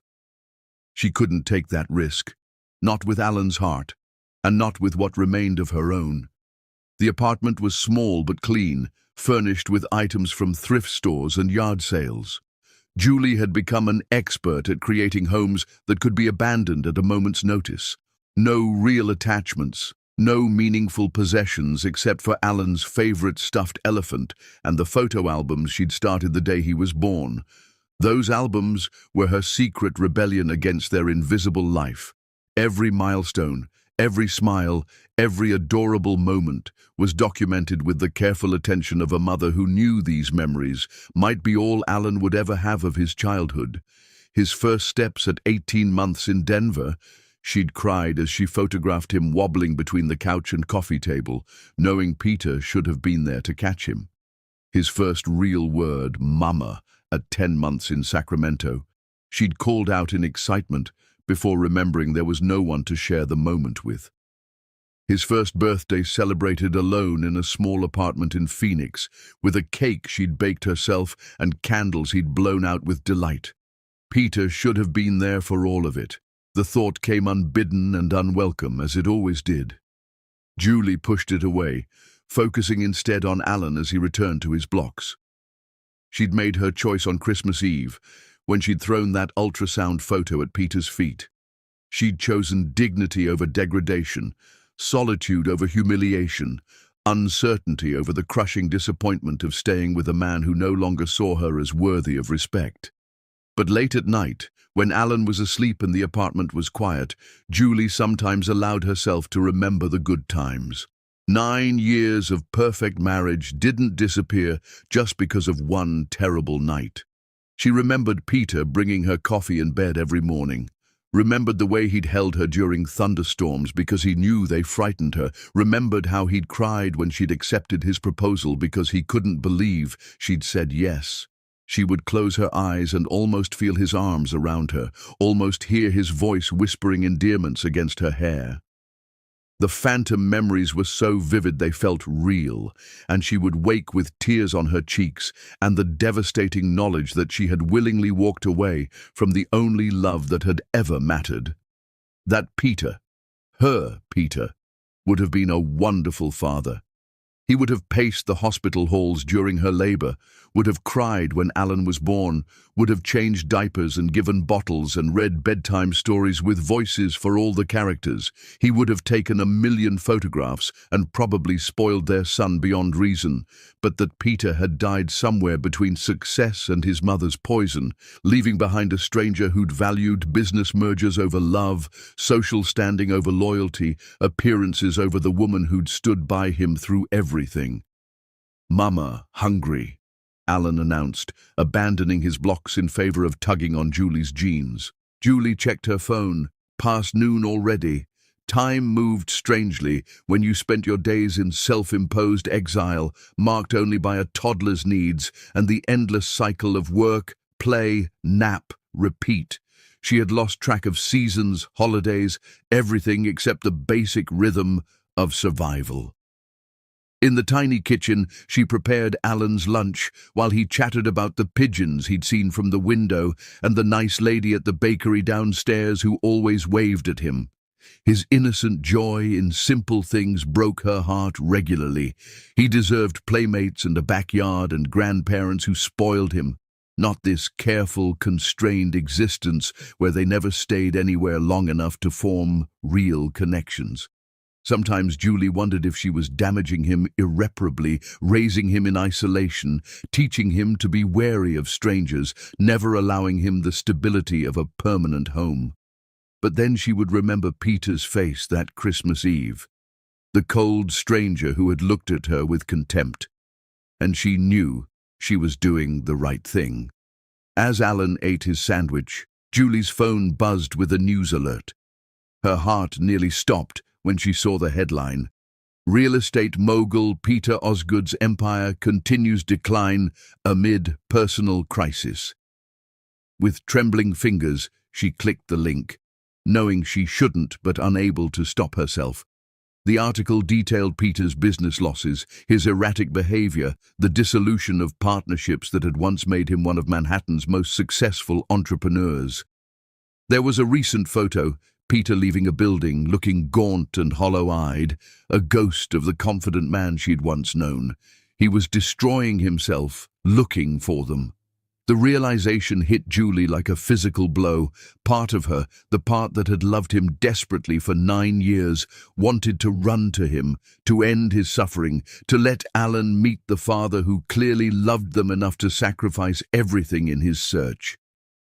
But the other part, the part that had been publicly humiliated and emotionally shattered, remembered the look in Peter's eyes that Christmas Eve, the doubt, the embarrassment, the cruel judgment of the woman who'd given him everything. What if that cruelty returned? What if letting Peter back into their lives meant subjecting Alan to the same dismissive treatment she'd endured? What if her son grew up learning to be ashamed of his mother? She couldn't risk it. She wouldn't. "Mama okay?"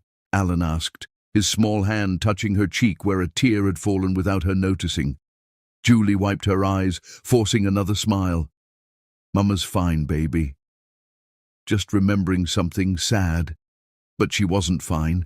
She was trapped in a prison of her own making, loving a man she couldn't trust, raising his child while denying that child his father. Every day was a battle between her heart, which still beat only for Peter, and her mind, which knew that some wounds were too deep to heal. That evening, after Alan was asleep in his toddler bed, they'd finally been able to stay in one place long enough to transition him from his crib. Julie sat by the window looking out at the quiet street below. Somewhere out there, Peter was probably still searching, still hoping, still carrying the ultrasound photo that had become his cross to bear.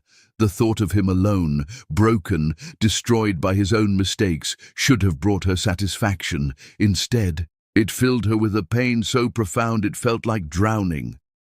And she was here, raising their son alone, loving Peter still, but unable to trust that love wouldn't destroy them both.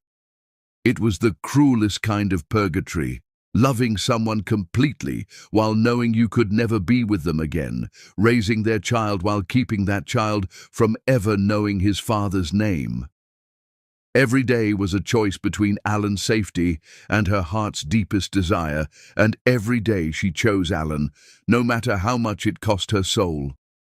But it was the choice she'd made, and it was the choice she'd live with, no matter how much it cost her heart to beat one more day without the only man she'd ever truly loved. Chapter 9. The Final Search.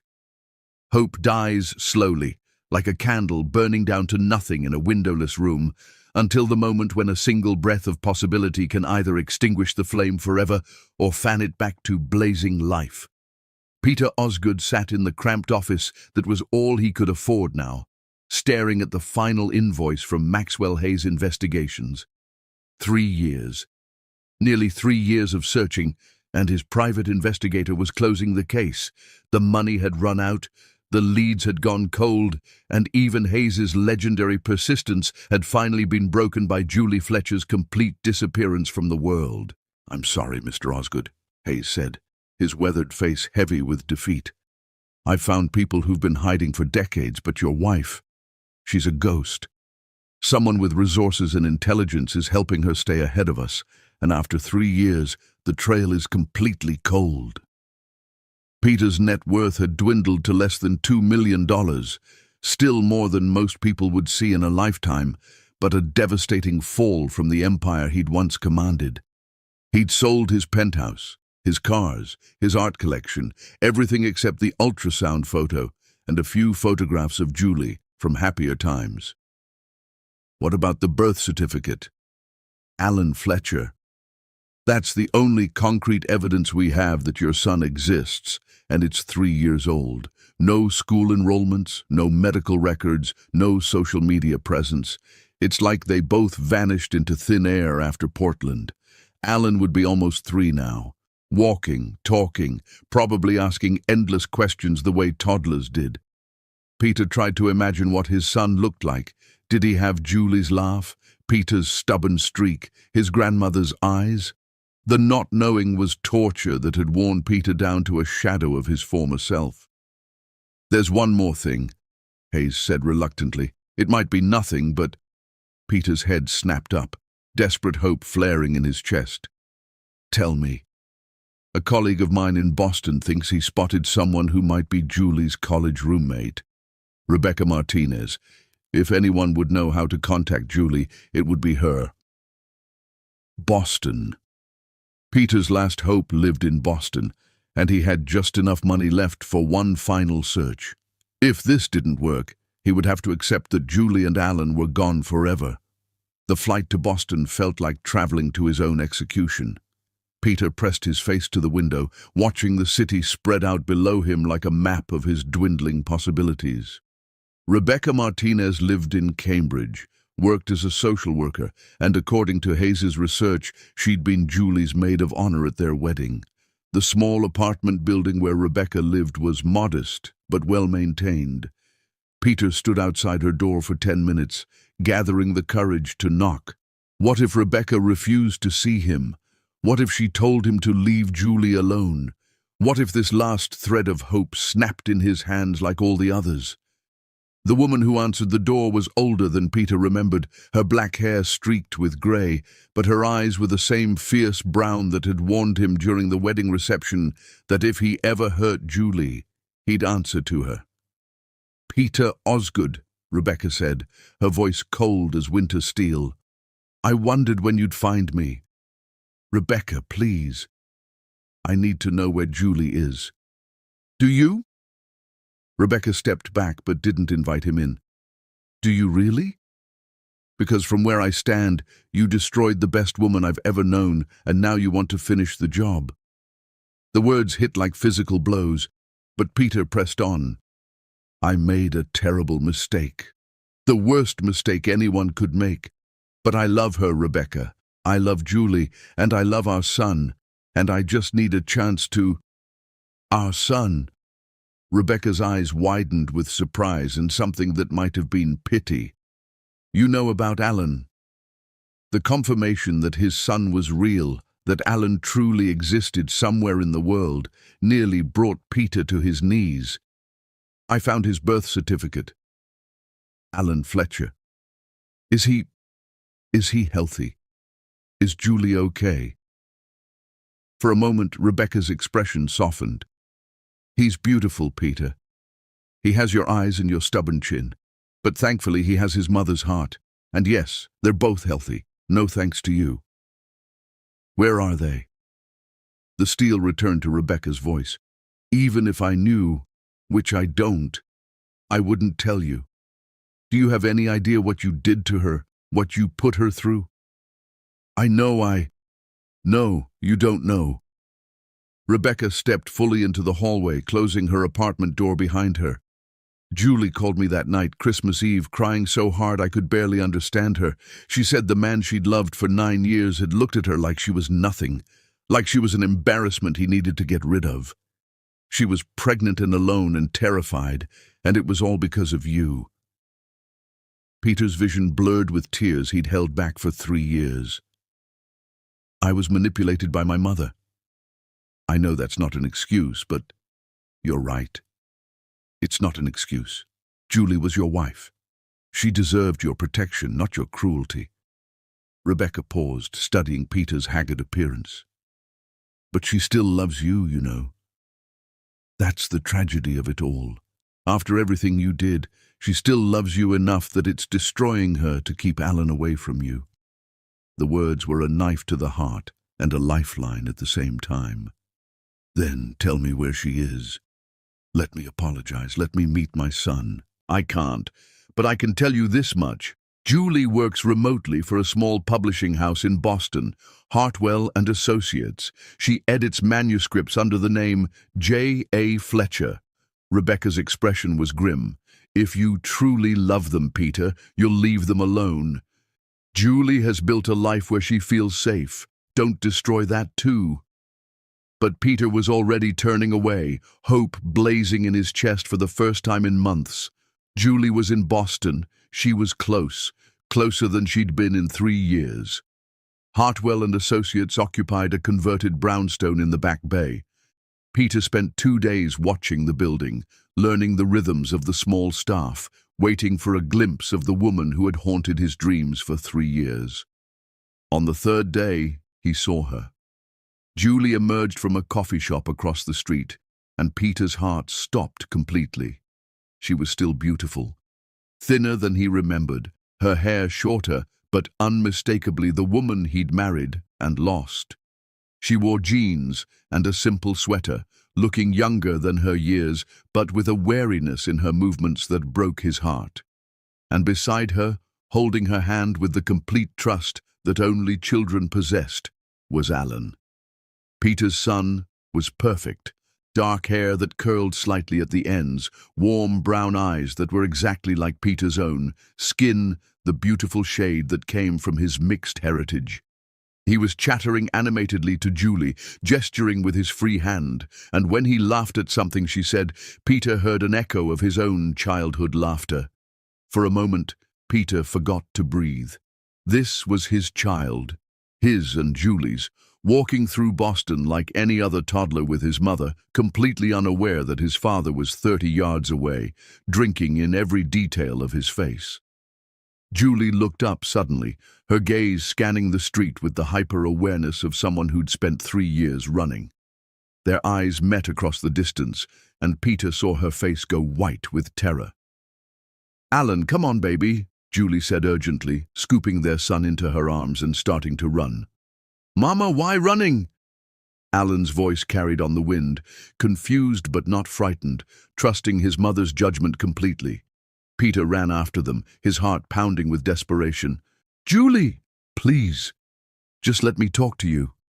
But Julie was already at the corner, climbing into a taxi that had been waiting with the engine running. She'd been prepared for this moment, had probably planned escape routes from every location they visited. The taxi pulled away from the curb just as Peter reached it. Through the rear window he caught one last glimpse of Alan, looking back at him with curious eyes. And then they were gone, disappeared into Boston traffic like a dream he'd finally grasped, only to watch it slip away again. Peter stood on the sidewalk, gasping for breath, his hands shaking from adrenaline and heartbreak. He'd seen them. He'd actually seen his son, heard Alan's voice, witnessed the love between mother and child that should have included him. But he'd also seen the terror in Julie's eyes, the way she'd run from him like he was her greatest enemy. 3 years of searching, 3 years of hoping, and the woman he loved was still so afraid of him that she'd grabbed their child and fled the moment she saw his face. That night, in his cheap hotel room, Peter stared at the ceiling and finally understood the truth Rebecca had tried to tell him. Julie wasn't just hiding from him. She was protecting Alan from the possibility that Peter might hurt their son the way he'd hurt her. And maybe, Peter thought with crushing clarity, she was right to do it. Maybe love sometimes meant staying away from the people you loved most, if your presence in their lives would cause them more pain than joy. But as Peter closed his eyes and tried to sleep, Alan's laughing voice echoed in his memory, and he knew that giving up was impossible. His son deserved to know that his father had never stopped looking for him, never stopped loving him, never stopped regretting the moment that had torn their family apart.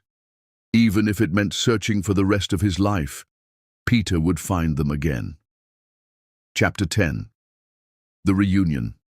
Sometimes the greatest miracles begin with the smallest voices, and the deepest wounds are healed not by grand gestures or perfect words, but by a child's innocent heart that sees love where adults see only fear and failure. Christmas Eve morning dawned grey and cold in the small coastal town of Seaside Cove, Maine, where Julie Fletcher had been hiding for the past 6 months. The town was picture-perfect in its holiday dress. White lights strung between lampposts, wreaths hanging on every door, and snow falling softly on the Christmas market that had been set up in the town square for the past week. Julie stood at her apartment window, watching the early shoppers browsing the wooden stalls below, her hand unconsciously moving to the silver locket she wore around her neck. Inside was the only photo she'd kept of Peter, their wedding day, both of them laughing with pure joy, believing their love could conquer anything the world might throw at them. 3 years ago today, 3 years since the Christmas Eve that had split her life into before and after, love and loss, hope and heartbreak. "Mama, Christmas market."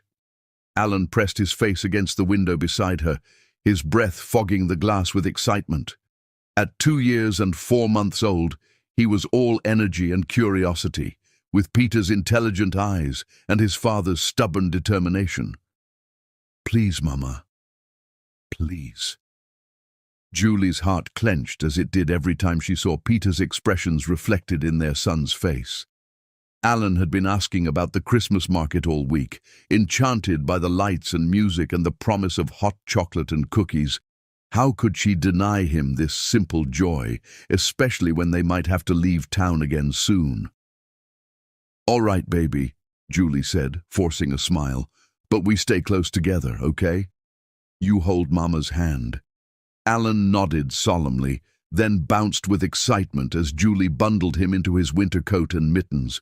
They had been so careful, so cautious, but it was Christmas Eve, and her son deserved at least one magical holiday memory.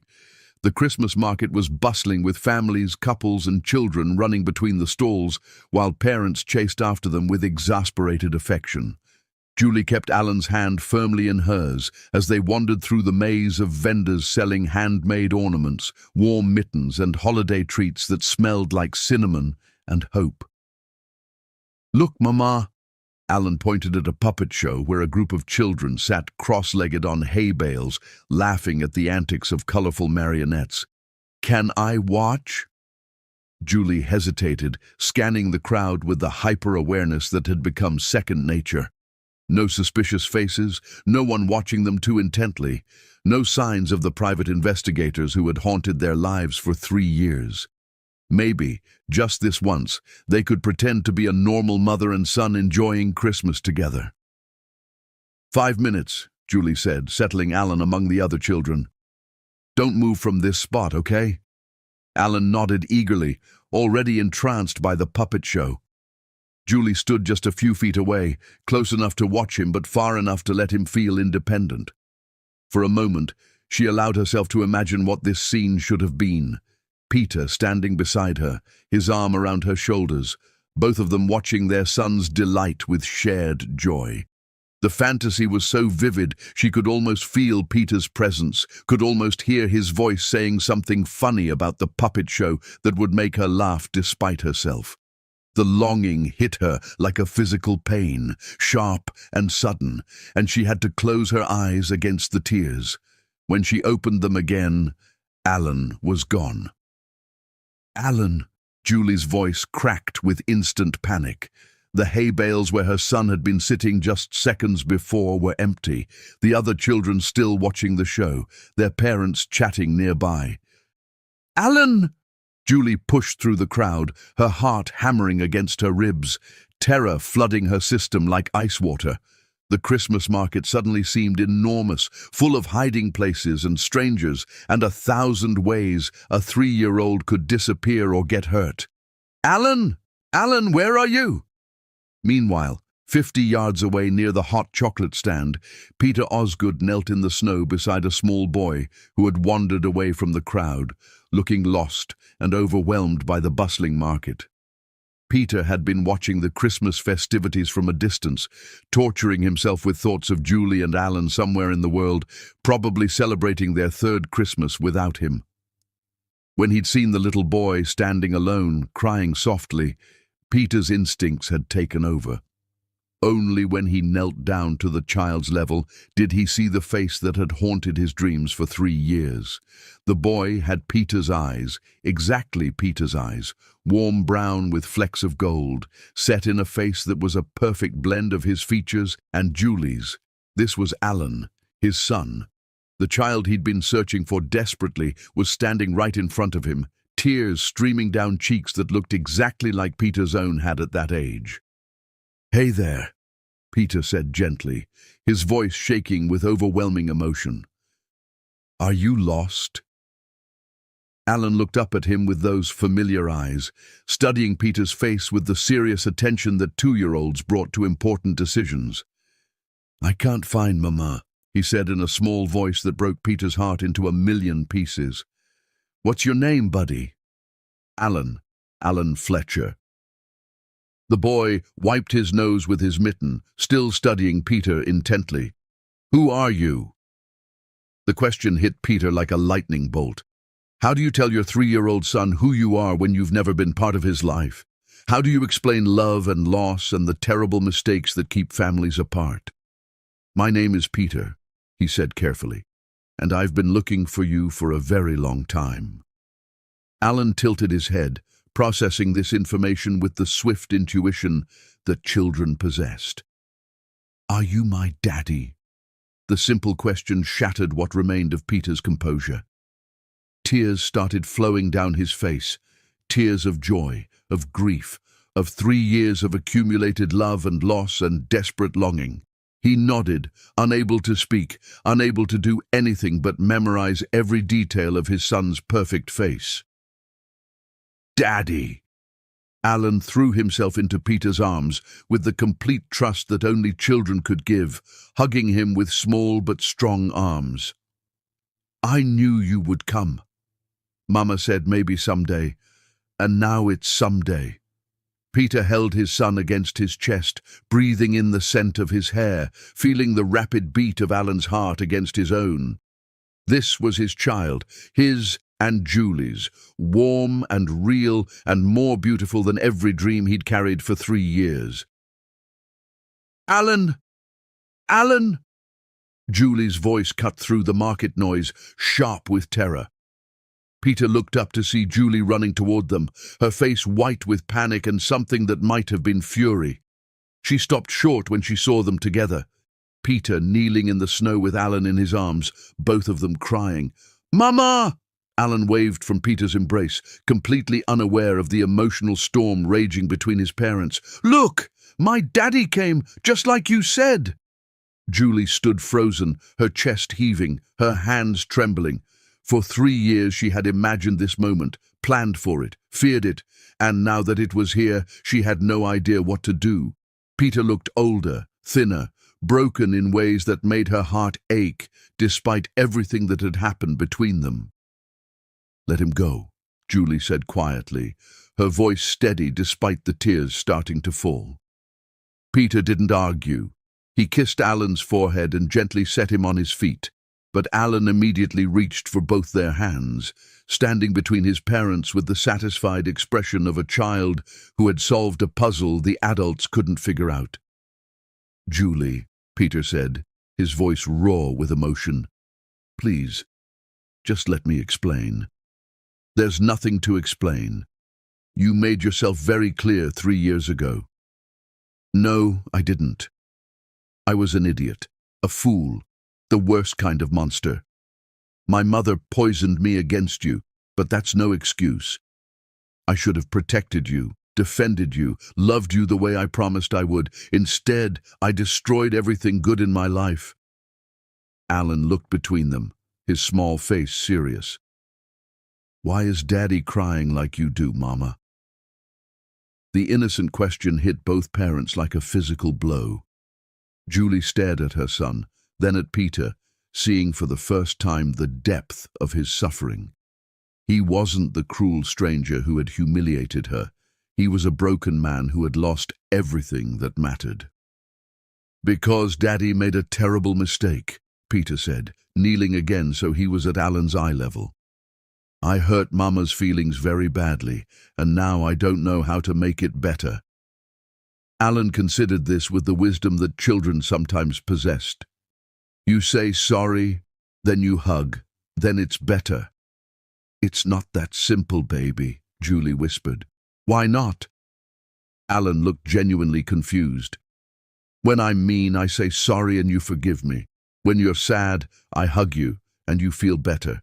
That's how love works, out of the mouths of babes." Peter looked at Julie with eyes that held 3 years of regret and love and desperate hope. "I am so sorry, Julie. I'm sorry for every cruel word, every doubt, every day I let my mother's poison turn me into someone you couldn't recognize. I'm sorry for missing Alan's birth, his first steps, his first words. I'm sorry for making you run, for making you afraid, for turning the greatest love of my life into something that hurt you." Julie was crying openly now, years of pain and longing pouring out. "You called me stupid, Peter. In front of everyone. On the night I was going to tell you about Alan. Do you have any idea what that did to me?" "It destroyed me too," Peter said quietly.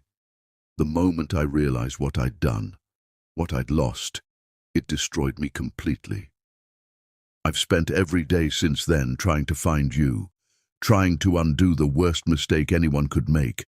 I lost my business, my fortune, everything, and I'd lose it all again if it meant having one more chance to love you the way you deserve." Alan had been listening with the concentration of a child trying to understand adult problems. Now he moved closer to Julie, patting her leg comfortingly. "Mama, you love Daddy." Julie looked down at her son through her tears. "Yes, baby. I never stopped loving Daddy." "Daddy, you love Mama?" Peter's voice was thick with emotion. "More than anything in the world. More than life itself." Alan nodded with satisfaction.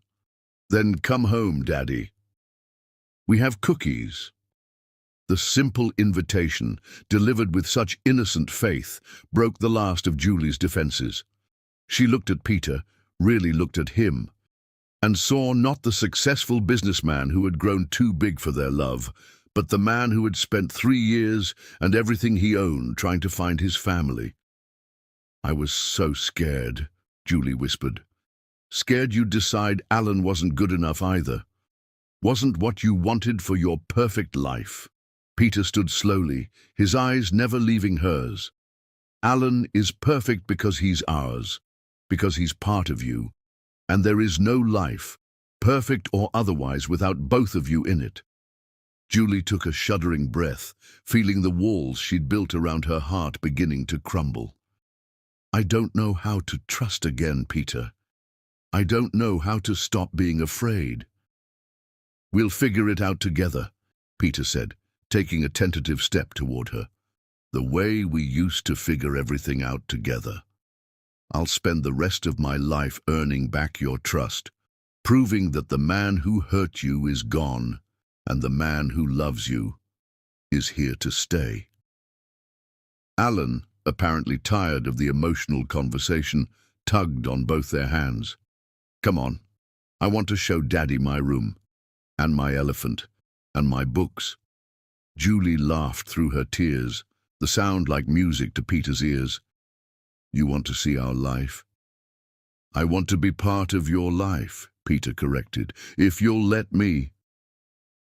Julie looked at her husband, because despite everything, she'd never stopped thinking of him that way, and at their son standing between them, holding both their hands with complete faith that love could fix anything. Come home, Peter, she whispered, the words carrying 3 years of pain and love and hope. Peter didn't need to be asked twice. He swept both Julie and Alan into his arms, holding them against his heart while snow fell around them like a blessing. After 3 years of searching, 3 years of heartbreak, 3 years of punishment for the worst moment of his life, Peter Osgood was finally home. Epilogue. Christmas morning dawned bright and clear in the small apartment above the bakery. Peter woke to the sound of Alan's excited whispers and Julie's soft laughter from the living room, where they were arranging presents under a small tree that hadn't been there the night before. "Daddy! Wake up! Santa came!" Alan bounded onto the bed, launching himself into Peter's arms with the fearless joy of a child who had never doubted he was loved. Julie appeared in the doorway, her smile tentative but real, holding 2 cups of coffee, his prepared exactly the way he liked it, a ritual she'd never forgotten, despite 3 years apart. "Merry Christmas," she said softly. Peter sat up, pulling Alan onto his lap and reaching for Julie's hand. "The merriest Christmas of my life." And as they sat together opening presents, Alan chattering excitedly about everything Santa had brought, Julie and Peter caught each other's eyes over their son's head and smiled. They had a long way to go, trust to rebuild, wounds to heal. But they were together, and they were home, and love, real love, was always worth fighting for.